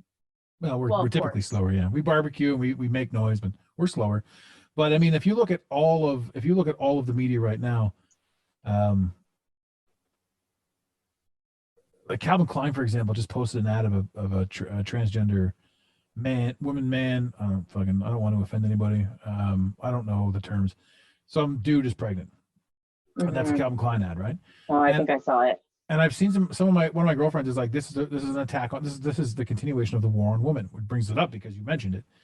But it's also an attack on men, right? Because men, and it's also an attack on trans people, because I have several trans friends. Not a single one of them agrees with this narrative. They're saying the same exact thing. These narratives are not coming from the individuals, because all of my trans friends are like, what's happening right now is madness. This is not what we're saying. We do believe, most trans people that I know believe in binary stuff. Yeah. They want the binary life. They just don't want to be attacked. It's not like, oh, let's completely dissolve gender. That is kind of like a little bit of like this. Sorry, there's all types of stuff happening outside here. It's all close to the window. I can barely hear it. You're okay. So, yeah, it's a war on everybody, because it's also the people that they say this is coming from. It's not coming from them either. Yeah. They also feel that they're victims of this narrative about trans people, because, you know. Well, I mean, the original one of that goes right back to race wars. They're baiting race wars right now. And, you know, if you look at, and I've had this conversation before, there are African Americans, Asian Americans, Mexican Americans, right? Native Americans, and then there's Americans. So the fact that white people don't have a prefix in front of their name immediately makes them stand out. I didn't choose to have a prefix or not have a prefix. I didn't choose any of this, right? I didn't state that this was my land, but because of the wording of the people that handed out these prefixes, I didn't get European American. Why not? You know, I didn't get that. So that immediately makes me the bad guy. So all of these people can feel separated because they have to put a prefix in front of their name.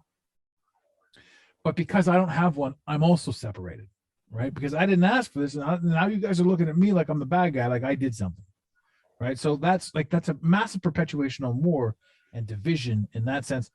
I feel like we're off the rails a little bit here. Not that we're off the rails, because we've been all over the place, but we were headed somewhere before, and I've lost where we were headed. Although I'm absolutely loving this conversation. And about that too, you know, we know what's really happening is that obviously there's a very small group of people who are in power and in control, and that lineage has been in control for a long time. So a lot of the divisive narratives that are happening is to protect those people, you know? So it's like, of course, it's a regular white American guy who's the problem, the guy who literally has no impact. He's just in his house watching TV is all of a sudden the bad guy. Yeah. And it's like, that's to deflect from the actual bad guys that are, we know their names now because of the internet. That's the big difference, is that they're trying to keep these group of elites protected. So of course, and then you're going to have that random guy who might be watching Fox News is going to get all riled up and now think he has to get his guns in the war too. And it's like, basically it's just the same divisiveness to distract from the actual people who are behind all of it. Yep. The same people who've been. One of the things that made me laugh, one of the shadow bans that I took was because I posted a picture that said, if you take black ants and put them in a jar and red ants and put them in a jar, and you just leave them be, they will avoid each other. They won't intermingle. But if you shake the jar just a little bit, the black ants will fight the red ants, and the red ants will fight the black ants. It's true. And so the caption was something along those lines. And it said, well, the black ants are fighting the red ants, and the red ants fighting the black ants. Nobody's looking at who shook the jar. And I put that on Instagram, and I got shadow banned because of that. They put a warning up, and they said the shadow ban was, at no point did David Attenborough ever talk about ants. I'm like, you guys are literally just going out of your way to say dumb shit, right? These fact checkers, right? Validating their own facts, but that's so that's you know so true. That's also kind of goes back to what NPCs. Another thing I wanted to say about that was, have you heard of this Agent Smith effect? I love it. Where that's the one. Basically, yeah, so, people will. So the Agent Smith effect. Before you get into this, the Agent Smith effect is the one video of yours that I did see and watch through and through, and I'd seen it before, and I absolutely loved it. I was actually going to play it, your actual clip, but I'd love to hear, for the audience. Let's get the Agent Smith effect. I love it. So, as we know, Agent Smith from The Matrix, he always pops up when Neo is threatening the Matrix, when Neo is getting closer to understanding the truth or getting out of the Matrix or figuring out what's really going on. Agent Smith comes to fuck him up. And basically, this is like, a metaphor for what happens a lot of times. And I've seen some other people do a different take on it, which I really like. I took the take more towards the conspiracy side, which is basically like, you could watch a show like The Man Who Fell to Earth, or like all of these shows, Squid Games, for example, and people are like, this is so great, what a cool idea, this was great. Then all of a sudden you're like, well, this is kind of what's happening in the real world. Or like, people, I haven't seen Doctor Who, but people tell me that a lot of the stuff that I post about is basically what happens to Doctor Who. And I'm like, okay, so the fact that there's timelines and time wars going on, and that actually our timelines are being manipulated from the past and the future, and we can't perceive it because we believe time is real. And hence the all Mandela of a sudden effect. you say that. Yeah, and all of a sudden, people could watch Doctor Who, think it's the greatest show on earth. If I say the possibility that, well, this actually could potentially be happening for real in our real lives, in our real timelines, all of a sudden they get glazed over, they become like Agent Smith, and then all of a sudden this person who has never been disrespectful to you before, all of a sudden starts being disrespectful, condescending, acting like you're stupid. People completely like, there's a lot of people who come to me on a regular basis for advice. Some of those same people recently in a discussion, aliens came up. All of a sudden, this person who literally calls me like 2-3 times a week for advice is acting like I'm an idiot.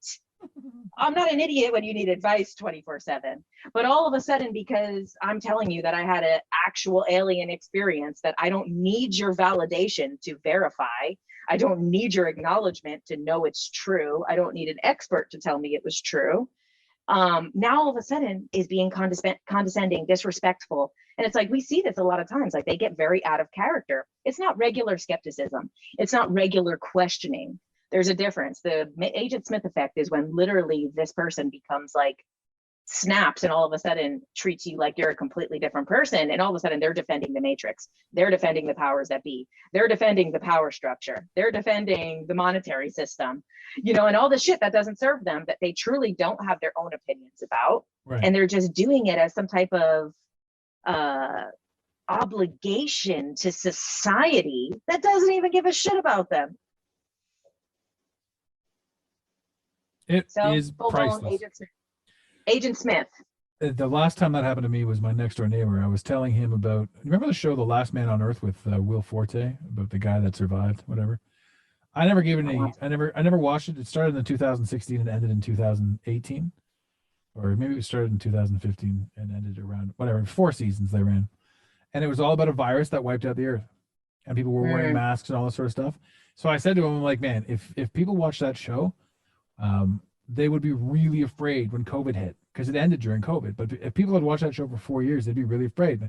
And there was a lot of nuances. They dropped a lot of lineage in that show that was then later brought up in pressers and shit like that for this. So clearly that show was destined initially to there was it lays in the ethos of bringing up COVID and Corona. And I said this to him, and like for the first time, this is like a neighbor who's like a father type figure to me, and he snapped at me. He's like, "You're like," and I just laughed. I'm like, because the first time I thought it was Agent Smith. I'm like, he just rolled right in there and stepped on it. So like the Agent Smith, as weird as they are, when you see that, you're like, holy shit! Like I'm onto something here. Like you do not want this to be out, We're gonna break out into a fight in the rain. Yeah, it's crazy. And it's usually their own fear. Most of the time, it's their own fear. They don't want to let go of what they believe.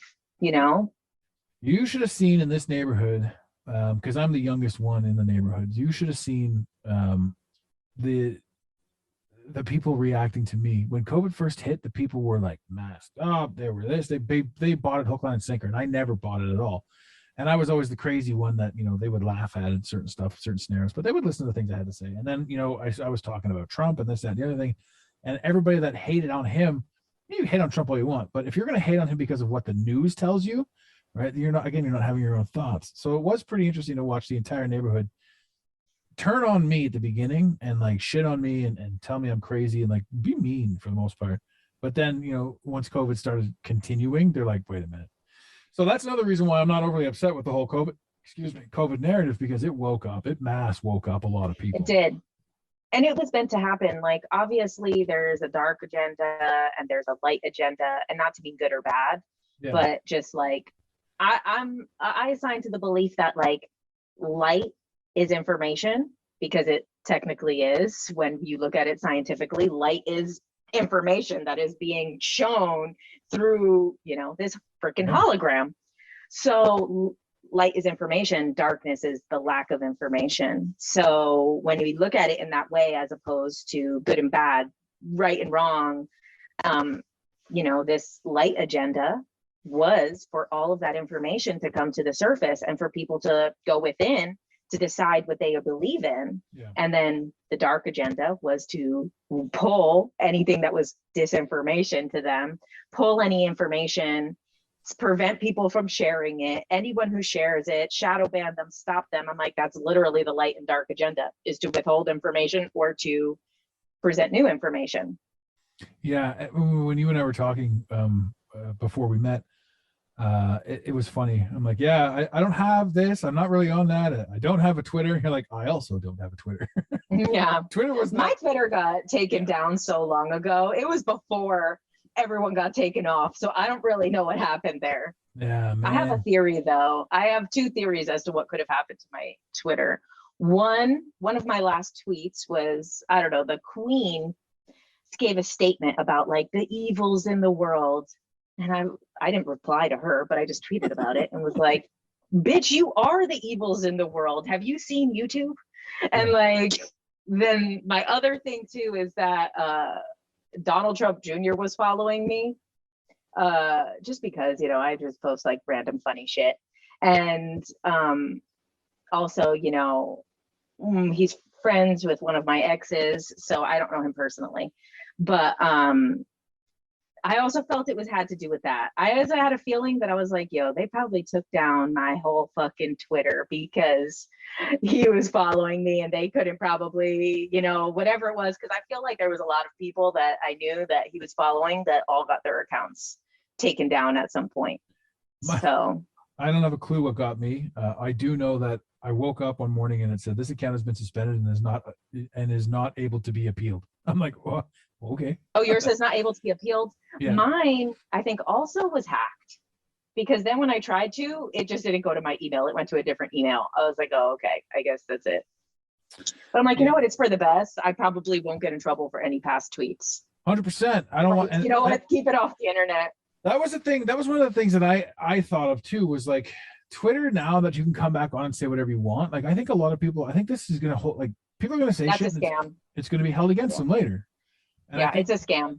Yeah, and all these people who got kicked off running back because Elon is in charge now. I'm like, oh, you guys are probably walking directly into the mousetrap right now. Okay, so and this is another one too, like Elon Musk, and I hope I don't piss off my viewership.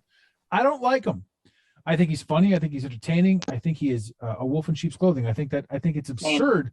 I think it's absolutely absurd that everyone's like, fuck Bill Gates, we're not going to microchip with your vaccine. And Elon's like, I'm going to stick a microchip in your head. And they're all like, that's kind of cool. Yay. Yeah. and I've had conversations with people that defend that understand that. And they're like, well, Elon Musk is like giving you a choice and Bill Gates wasn't. I'm like, well, I mean, I guess I understand that lineage, but at the same time, I don't. Well, you did have a choice. It's just whether you wanted to choose to be a part of society or not. You did have a choice. Yeah, no, that's it. And I'm quite content. Like there was jokes way back in the day about unvaccinated semen being worth a ton of money, and I laughed. I'm like, I don't see, like, I see a future where that's actually true. I see a future where there's a lot of shit that's going to come down from this whole vaccine thing. And I hope not, but it seems like it could. Yeah, I don't want it to, but I mean, if we start noticing, decline in human births, then maybe something did take place. But and at the same time, we have seen that decline too. So it's kind of like we have seen the decline already happening just because people don't have kids as much, and there is a lot of other countries, especially obviously feeling it way more than we do, that there's a massive decline in people having children. Well, there's a middle class that's getting wiped out too. And when you're not a middle class anymore, you're an elite or you're poor, you're going to have more kids when you're poor, which is a really weird statement to make and a bold one, but truthfully, statistically. Elite too. Yeah. It's like the two extremes because doesn't Elon Musk have like 9 kids or something now?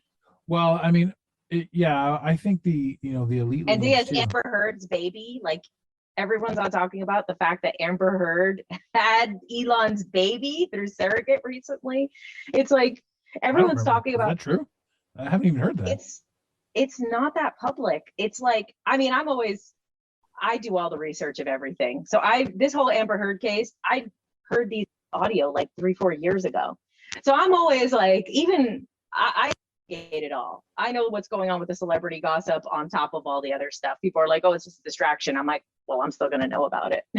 Yeah. I'm still going to know about all the shit that's going down. So Amber Heard recently had a baby through surrogate because, I mean, this is the thing to do now. And they're pretty sure that it's Elon's baby because they had an embryo that was fertilized together that they were in a legal battle over because Elon didn't want it to be born. He wanted to destroy the embryo and she wanted the baby still. So I think they came to some type of legal agreement that she would be allowed to have that embryo inserted into someone else. And, I don't know why have a kid if you're going to not have the kid and then put it in someone else. And it's like, I don't know why you have a kid, but. Well, I think those guys, I mean, there's so much to it. I mean, it's so weird that, the elites and all this sort of stuff, like the same family that owns YouTube owns 23andMe. And whatchamacallit, was it Vanguard or somebody, I can't remember who it was, not BlackRock, Blackstone. Blackstone just bought Ancestry.com. Right. So people are just openly handing off their DNA to anybody with their name, date of birth, all their tags. Yeah. On it. I mean, I did it a long time ago. what I know now, I wouldn't have. Yeah, so you're going to run into your clone a little bit later on, more than likely. Well, I'm pretty sure my clone is underground getting tested on. Well, okay. So now remember back. Speaking of that, remember back in New York during the height of COVID when they brought in the SS whatchamadoohickey, and there was all these statements about these massive amounts of bodies being pulled out of the thing, and they were being like moved and shit like that. I didn't hear about that. So this whole thing, and people are like, no, it's not real. It's not real. Nah, nah, nah. And I said, it is real. Like I've seen this, and what I mean by I've seen it, like I've seen videos of it, of like dump trucks filled with human bodies, and they were saying this was COVID related deaths, which was fake, but they were coming. The dump trucks were coming out of construction sites, and it's been known that quote unquote Hollow Earth, the underground that you're talking about, not Hollow Earth, but underground, because again the Tartarian mud floods and all that sort of stuff. Like we're sitting in a spot where there's an entire civilization underneath us. And that's becoming more and more clear. But the access to these things, these bodies were coming out in droves, or maybe not bodies, but certainly body bags filled with something were coming out in droves and getting placed on that boat. That boat that didn't help anybody in the harbor, yada yada yada. It's the weirdest thing. Anyway, that was talking about underground. So it's very much like the Jordan Peele movie. I think a lot of people didn't understand that movie when they saw it. I loved it. Yeah. I loved it. Them? I was like, there's two of them. There's us and them. There's two of them now. Us, I think, is them the show? I think Us might be the show. I think them was the movie. I think Us was the movie. And that's what's been happening. And they don't really blatantly explain it, which is why I think a lot of people didn't enjoy it, because people don't like movies that they have to add things up themselves. But yeah, like if it's not completely in the finale, completely placed out for you, the whole thing, people leave the theater feeling like they got robbed. So instead of just realizing what it was about. And I mean, even there's just a lot of things. There's the White Rabbit down there, and it's like an old like 70s facility where the testing is going on, which is like when this stuff started. There's also people who used to work for the secret space program that say that they do these testings underground to test different viruses, different things, and they do dry runs on clones and kidnapped people. Mm-hmm. And I do believe that. I do believe that there is ancestry.com to get the DNA. I'm sure they get it from the babies in the hospitals right when they're born, of course, also, I mean, obviously it was probably happening with the testing too, with the PCR test, because they did admit that there was studies done on at least 10% of the people's DNA. Madness. But at this point, it's like, I mean, what I know now, I wouldn't have given my DNA. Mm-hmm. At this point, it's like, whatever, it already is. I don't have any fear around it. It's like, what are they going to do? Yeah, well, I mean, there was with regards to what am I going to do? Like, there's so much that, I used to do back in the day with regards to technology. Like I would turn off all my GPS. I would have geotag off. I would everything. I knew all about all the little tricks. I turned them all off. And then one day I got an email from Google that said, would you like to know where you've been over the past year? And it's like, you spent this amount of time in this town. You spent here. You drove here. This is where you went. And you were in Arnprior. You were in Ottawa. You were in Kingston. How was your stay here? I'm looking at this going, I did everything I could to prevent this from happening. At which point I just said screw it. I said whatever. Yeah. And then I plugged my Alexa in, and I've just been ever since. See, now Alexa I don't do, but as far as that stuff, I have some friends who are like, oh, send it to me on Signal. I'm like, dude, there's nothing encrypted. It doesn't matter. I'm like, I've been talking about this shit for like 10 years. They probably already know. They already know where I am. Well, one of the interesting things that I noticed about you is you're using a Bluetooth headset. So that's again partially why the crackle's down, but I think we got it taken care of. But the Bluetooth, you're wearing Beats as well, and that is a neural Bluetooth. So standard Bluetooth back in the day used to go to a receiver and then travel to the ears. And then, so like a Sony, for example, Sony went in and they had one ear, and Beats. Everything by Dr. Dre goes to one ear and then through your skull to the other ear. That's how the sound comes up. Wow. So you're sitting there, and I don't know the damages of Bluetooth. I don't know any of that sort of stuff, but you're sitting there at this moment in time with a microwave passing through your skull. Crazy. And I was like, I thought about that for a long time, and I was like, do I want this? Do I care? Like, is this technology? I'm like, it is really convenient, right? I'm 40 years old now. Am I gonna get a brain tumor if I listen to my earphones for 10 minutes? If you think about it, yeah. That's the thing too, is that because we create our own reality, we create our own illness, we create sickness through our thoughts, emotions, words, and actions. Yeah. And these were a gift. I actually normally don't do that. My ex wanted to buy the like little phone ones, I forget what they're called. Earbuds? Yeah, the ones that everyone has now. I was very against that because I'm like, they're inside your ear, they're too comfortable, you're going to keep them on all day. Whereas these are they kind of squish your ear, so I can't leave them on too long. And I mean, I don't really use headphones that much because I live alone. I don't really have a reason to. It's just the sound probably wouldn't be good on my laptop. But I'm like, with that stuff, I was like, I didn't want my ex to get the Apple ones because I'm like, you're going to leave them in your ear all day. Yeah. But overall, if you believe something is bad for you, it has worse effects, because look at people like Keith Richards, who basically got to do drugs and drink until he was like 80 years old and was fine. He's probably doing them right now. Still doing it. Yeah. So it's like, never has to stop. You have Ozzy, who did it like 70 before he got clean. Like, you have all these people who are totally fucking fine because they don't believe, which is why sometimes, you have people that are 100 years old that smoke cigarettes that never got lung cancer. Yeah. Then you have people who do a little bit of something that they genuinely think is bad and they did it anyway and will literally get all the sickness from it. And I believe the same thing with EMF. So I do have like orgone, because I used to make it. So I have like a ton of them on my window here just because, they're like art also. I don't. I considered selling them. And then I went under hypnosis, and that was one of the questions I wanted to ask. I was like, well, I don't want to sell something that doesn't work or isn't real. I just wouldn't feel good about that. Even if I believe in it, I want to know if it does. And so that was my question. Can I see one? See one? Yeah, sure. Yeah. Let's see here. This is, ladies and gentlemen, this is one of those things that's always fascinated me. And I've never bought one, but she says she's making them. So I'm going to take a quick look here. I've made a bunch. Let's see. I mean, I like the pyramid. And how do you feel about hanging plants? I have a lot of plants.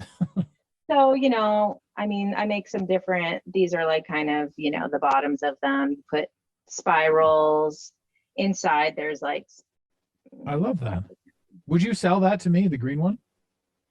I can send it to you. Sell it to me. Sell it. Make a penny. So. I love that. That's gorgeous, by the way. Thank you. I made them. They were fun for me to make. But I wanted to know, do these things actually work? Do they do what they say? So of course you have to ask your higher self, because who has the answer? So under hypnosis, that was one of the questions I wanted the hypnotist to ask. And the answer that I got, which this is from the Dolores Cannon style of hypnosis, where you basically can ask questions of your higher self. And they said that basically they work if you believe they work. Yeah. But you don't need them for it to work. If you believe that you are protected from EMF and that your frequency is not going to be penetrated by any EMF, won't. But you have to, it's not like a belief that you could just trick yourself into, because then we also have the unconscious version of manifestation, which is even more powerful than your conscious version of manifestation, conscious mind. So you need to genuinely believe on a deep level that, like, I am able to protect myself by just my thoughts, words, emotions, and actions. And so basically that was the answer that I got, was like, you could make them and sell them. You don't need to. And they said, if you want to be the issue that you're having of being genuine, of whether it fully works, they're like, if you do want to sell them, then you basically could sell it with a note that says, like, this is really just a tool to help focus your mind, and that you don't even this tool to do it. So, you know, would be the most honest way to do that. So I think, which I never ended up doing. I really like that. And that's kind of what I was thinking when you were saying that. I really like that because first off, the pyramid's really cool, right? And the amount of work that goes into it and like what you did is cool. Green to me is one of my favorite colors. So it would be a symbology of something that I like. So, I mean, yes, I really want that piece and I'm happy to pay for it. But for you, if you have fun creating them, there's a world of people out there that do need them. Right. And it's true. And if it's a gateway for them to understand more about themselves and an opportunity for you to sell them a gateway with a little bit of information and a nudge, I think that if you enjoy making them, I think that you should sell them. And those ones, they sell for like 25 to $50 or more. So like, I don't know how much it went into, you know, what went into making it's hard to say because, you know, you have to buy so many materials and then you end up making a bunch. It's hard. I didn't do any type of math, but yeah, okay, I like that. Maybe I'll consider going back into making them, and because I made a bunch and then after that I kind of just left them all on my windowsill. Well, now you're super healthy. Yeah. Okay, so now here we are, 2 hours and 10 minutes into this. I want to hear about your alien experience. I want to hear about the were you abducted? Did they put something in your bum? Why does something always go in the bum? What's going on with the aliens? Okay, as far as the bum thing, part of the reason I think that's narrative is because there's also alien abductions that happen from the government with reverse alien technology. So a large portion of abductions are not aliens. A large portion of abductions are misinformation from the government to mimic this, and they do it in all different places around the world. They don't just do it in America. They will do that exact same abduction in Africa, in Asia, different countries, so that everyone has this story of what happens in abduction. But that's not the same thing as the real abductions. As far as abductions, you know, allegedly there's only a couple of races of aliens that do that because it's breaking certain rules. Other things that I've heard is that will get your free will consent from a future version of yourself. You completely broke up there. Something will get your free will consent. What happened? So grays, in order to get your free will consent, which you're not going to just go of the time, they will ask a future incarnation of yourself. So they'll literally ask your future life in 1,000 years, is it okay if we abduct you in the year 1993 in a different past life so you can get the free will? So they're not breaking the laws of free will, even though you and your current free will are not saying yes. So they're very tricky. With my experience, I have a whole YouTube video about it. It's a bit drawn out, but I'll give you the very abridged version. I also want the link to that so we can send people over there. Okay, I'll send it. So basically, it was a UFO experience. I was in the backyard at my dad's house with all of my siblings and my step siblings. There was like 7 of us. I was on the younger end. I was 5. And then the oldest was 14. And it was mostly 11, 12, 14, majority. Other were the younger ones. So basically it's like this white dove flew over all of the siblings except for me and my brother, because we were in a different part of the backyard at that point. A white dove at 11 o'clock at night in the hood flies over my sisters, and basically they all start freaking out, and we're like, oh my god, we're gonna wait for it to come back. And they're like, you're never gonna see it, it's never gonna come back. So we sit down and we're like, okay, we're gonna wait for it to come back. So we're all sitting there together, and we heard this sound, which sounded like basically like a bat. Like, you know, when you swing a bat, it's like that, but like insanely loud everywhere. And so we heard it, and it sounded like it was like echoing off of like the buildings. And then like we look up, and it was a dot, which it was 1 second, a sound, a dot, and then a full ship hovering over the shed of the next door neighbor. So they had this large shed in their backyard, and it was almost like using it as like a hover, like it was like kind of like bouncing on top of it, like using that as like keeping it stationary. It was just weird. And then, I mean, the ship itself was not what I expected. I mean, usually you would think it was more futuristic looking. It didn't look super futury. It kind of looked clunky and, you know, not the way that I would normally draw one. So like an intergalactic hoopty. Exactly. It was like, exactly. You were in the hood. Like you were in Jersey, right? So yeah, maybe you didn't want to bring his good one out to Jersey. exactly. You're going to steal our space caps. So it was like it looked like the top and the bottom were like stationary and the middle part was spinning. And so we basically, this happens in like 1 second, this all comes down. And then I remember the dog was barking at it. So the dog got in front of us and was barking, and she was scared. Her tail was between her legs, and she was like in front of the kids though, barking. And I just remember like the lights, and I remember like her shadow from the light of like making her shadow really long, the dog's shadow. And then the next thing that we remember was we were all in a line, standing in a line. And then right from that point after the line, we all kind of like unfroze and screamed and started running back to the house. So I had never, you know, got more information until the last couple of years. When I went under hypnosis, I wanted to ask what happened. I wanted to see if I could re-experience the what actually happened that day.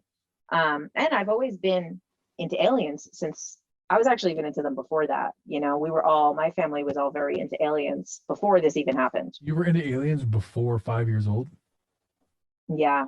We were very big, like, I mean, my family is also, there's a lot of like black magic and stuff in there. So like we were exposed to like a lot of different. You're an interesting lady. So yeah, I went under hypnosis to find out what happened. And basically they told me that it was not time for me to know what happened. The hypnotist kept trying to like ask the question in different ways and get around it. He was like, okay, well, can I have a word to describe what happened? Like, can you just, so he like trying to work around. So one of the things that came through was the word exchange.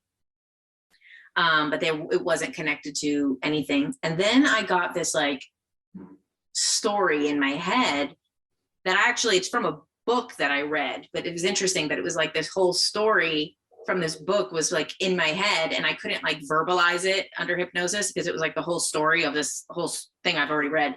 And it was about these two little girls who went missing when they were 7, and they were only gone for a couple hours, but like, obviously this family was horrified by it, and no one ever knew what happened. So she went under hypnosis, wanted to find out what happened when she went missing, her and her twin sister. And basically they said that she was the soul that originally chose to come into that little girl's body, didn't want to do it anymore. So she figured that the family was too fucked up. It was too traumatic. She didn't want to continue in that life contract that she signed up for. So basically there was like another part of her contract, which is if she did need to leave because she had an important life, that an alien soul would come into the body and basically play out the rest of the life for her and finish her karma and everything on her behalf, and she gets to go back to the other side. So it was interesting. So then this whole story is like in my head as he's like trying to ask these questions of what happened. I don't know if that was like relevant to what happened. They said the word exchange. And then they said that basically the reason that this happened, and I remembered it because obviously many people are abducted and different things and have absolutely no recollection of anything, not even seeing a ship. They said it was important for that to happen to me because I was going to be a validator for other people who have had alien experiences, who are aliens living on Earth, you know, who all of these different things, which basically did end up being what is happening now is, you know, now I'm like validating other people's experiences. As we speak, yeah. Yeah. Well, that's fascinating. That's amazing. That's absolutely amazing. I mean, shit, we're 2 hours, 20 minutes into this, and I could go on for another 2 hours. I know. Talking to you is a lot of fun. I have a feeling you and I are going to become fast friends, and I would love to have you back on the show. Yeah, let's do it again. Let me know. Good. I mean, it's just one of those things where it's like really hard to sign off on because there's so many other things that we can talk about. Time is just limited, and Let's see if anyone for the next one, if people want to ask questions based off of this to make sure that we get to in the next one, because I feel like there's so many ideas that popped up that people probably want to hear the rest about. Yeah, and we went on for like 2 hours, and we were just skipping off topic. Like we could dive into each and every one of these things. A whole series of them. But yeah, we definitely got to get you back on. It's been great. It's been a lot of fun. It has. I'm glad we did this. Absolutely. Randy Spencer, thank you very much for the introduction. Yeah, thanks, Randy. That's good. Mighty good of you. Is there anything that you wanted to sign off on? And again, ladies and gentlemen, everything that we talked about, for the most part, the links will be in the description. And everything that I said I would put there will hopefully be there. If not, shoot us an email, info@the Mental Mastery Alliance, and we'll get that out to you. But her stuff will be there, so you'll be able to follow her everywhere, and she is entertaining as shit. Mm-hmm. Is there anything you wanted to say? No, thanks so much. This was great. Thanks for inviting me on. Absolutely, my pleasure. And ladies and gentlemen, yes, absolutely. And ladies and gentlemen, in the infamous words of Red Green, keep your stick on the ice. Thank you for listening to today's Mental Mastery Alliance podcast. Let the team know you're listening by using the hashtag MMA and Mental Mastery Alliance. Want more motivation? Be sure to follow online on Instagram @Mental Mastery Alliance and on Facebook @Mental Mastery Alliance. And remember, your perception creates your reality. Make it a great day. You got it, Pontiac.